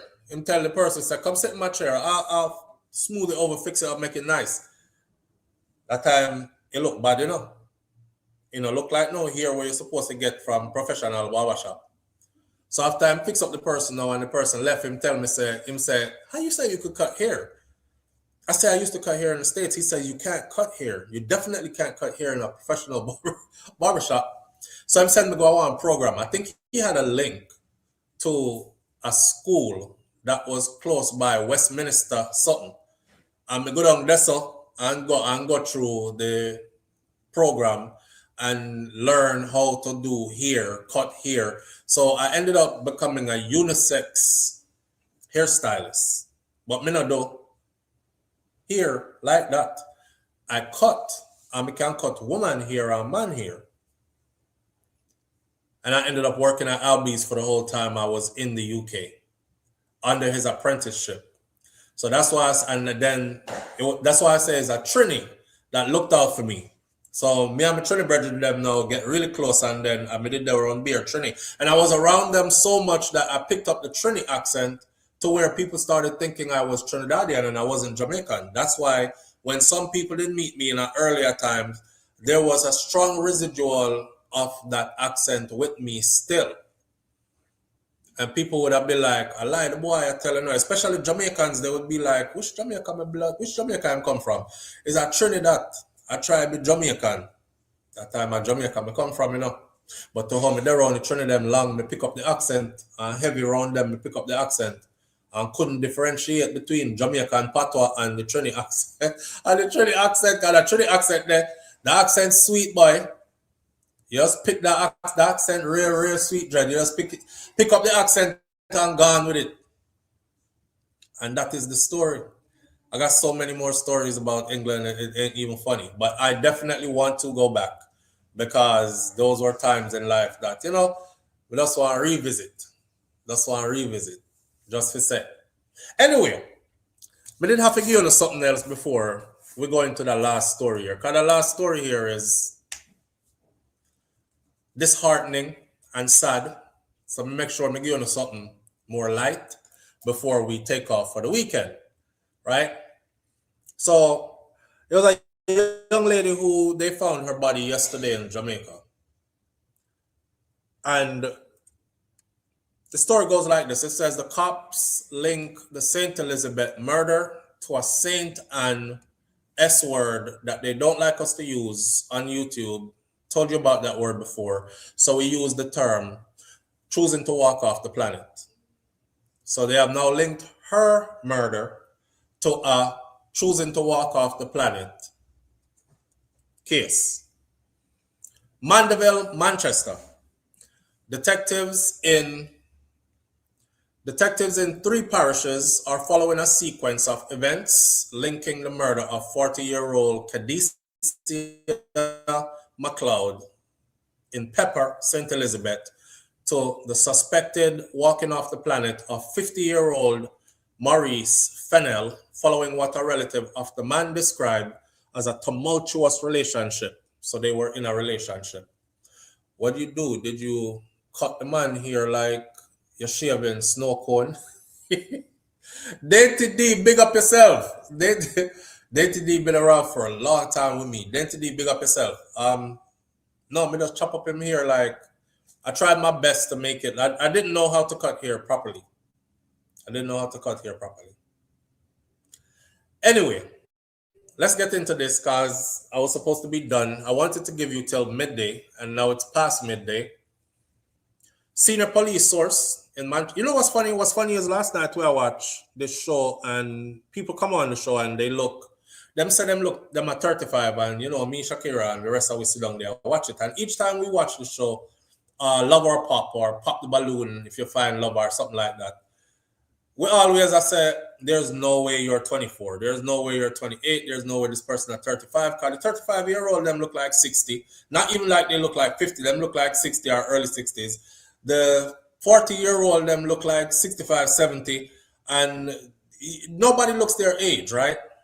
And it's funny because I said last night that these are not Jamaican. Because Jamaican people, them usually look young for them age. So I'm looking at this girl, most recent picture, and I want to say girl, but this is a 40-year-old woman. And as soon as I saw her picture this morning, I wanted to show wifey the picture. I said, babe, look on she looked 40. Because last night we did a watch where women were coming out and the men were there with the balloons. And each one of the women that came out, she looked way older than what her age actually was. This girl right there, so, who lost her life, the 40-year-old pharmacy technician, Cadicia MacLeod. This, I would have said, is a good-looking 40-year-old. Anyway, she a big woman. She was no little girl. The senior police source in Manchester said that Fennell, which is the guy, he's a licensed firearm holder, and he was listed as a suspect in her abduction, a pharmacy technician, after she was last seen entering a vehicle in Mandeville Tuesday afternoon. They said that we were investigating a case of a missing person being abducted. He, Fennell, was the suspect in that matter. We were able to find out which vehicle she was taken into, and we did some other investigations and found out who the owner of the vehicle is. and we identified him as a suspect that way. Initial reports said that Fennell was a member of the Jamaica Constabulary Force, but commanding officer for the St. Ann Police Division Senior Superintendent Carlos Russell later clarified that Fennell was not a member of the force and was instead employed as a loss prevention officer. Him did a work with the JCF, Jamaica Constabulary Force, but you know a murder happened now and kidnapping happened now and him name called upon it, so they don't want to associate with him or anything. If the JCF hired him as a loss prevention officer, he might not be a police officer, but he's still a part of their unit. Even the secretary working at the office is a part of their unit. Just own it. Detectives in St. Ann theorized that Fennell took himself out with his own licensed firearm on Thursday morning after he sent off text messages about planning to walk off the planet himself. They were closing in on him through their investigation. Police said that Fennell was found deceased with what appears to be gunshot wounds after residents in Brownstown, St. Ann reportedly heard loud explosions about 6 a.m. I don't know which part him shoot himself to where he was able to shoot himself multiple times there, but that don't sound like a headshot. Because a headshot, you're going to give yourself one shot and you're not going to be able to give yourself another one. He was found with multiple wounds. The story here starts sound fishy. Anyway, the St. Elizabeth police said that shortly after 9 a.m., a passerby stumbled on the young lady's body, McLeod's body, in a cul-de-sac, bushy area where it looked like people would have drive them car, go down there, so go dugu-dugu, or something like that round one part. Police said that McLeod had what appeared to be a gunshot wound under her nose, and the gunshot must have knocked out her teeth. Detectives theorized that McLeod, who also had a wound to her left thumb, may have held up her hand while she was being shot. And it looked like it shoot off her thumb and shoot through under her nose, knock out her teeth them, and took her life. Up to the time of her disappearance, McLeod was employed as a technician at the Caledonia Mall pharmacy in Mandeville. The pharmacy shuttered its doors shortly before midday on Thursday as grieving staff were seen going home. They were sent home early. McLeod also previously worked at the adjacent Gateway Pharmacy, where its proprietor, Dane Thomas, described her as a dedicated worker. It is really sad to hear the news about Cadicia McLeod. She has worked with us at Gateway Pharmacy for about 6 years. She left us just last August. She was a very good worker and somebody who I trusted. When we heard of her disappearance on Tuesday, we did our best to get the word out, and to know that she is not here anymore is really hard to take, said Thomas, who pledged to support her family, including her 11-year-old daughter. She has a daughter. A lot of patients came here and they had a connection with Cadicia Chanel, Kedecia, Cadicia. A lot of patients came here and they had a connection with Cadicia, and she was very good just because of how she was with the customers and just trying to help everybody who came to the pharmacy. It is just sad to know that someone with such a good heart who cared about people so much was taken away from us like this. A cousin of the man who they say did it A cousin of Fennel told the Jamaica Observer that he became aware that they were having a very stormy relationship between MacLeod and his relative Fennel close to about a year ago. Things got really tumultuous. And I can't believe that he really did this. Ever since he met her, he started to come to Mandeville very often. And when I saw the news of her being missing, I tried calling him immediately, but his phone just constantly ring and then went to voicemail. He took her out and then took himself out. First of all, let me say the story is not frivolous. My condolences goes out to her family. It's always messed up when you lose a family member, especially when you lose them under these types of circumstances. It's not like a car crash, an accident, or anything. This is first-degree murder. It's sad. And then she was in some bushes around one part. That's where he left her at. I want to say this again. To the men, we can't talk to them. Us as men cannot talk to a man who is already this type of man. There's nothing we can say if we make a man not do this, if him locked in to do this because he's that type of guy. So this is not blaming the victim.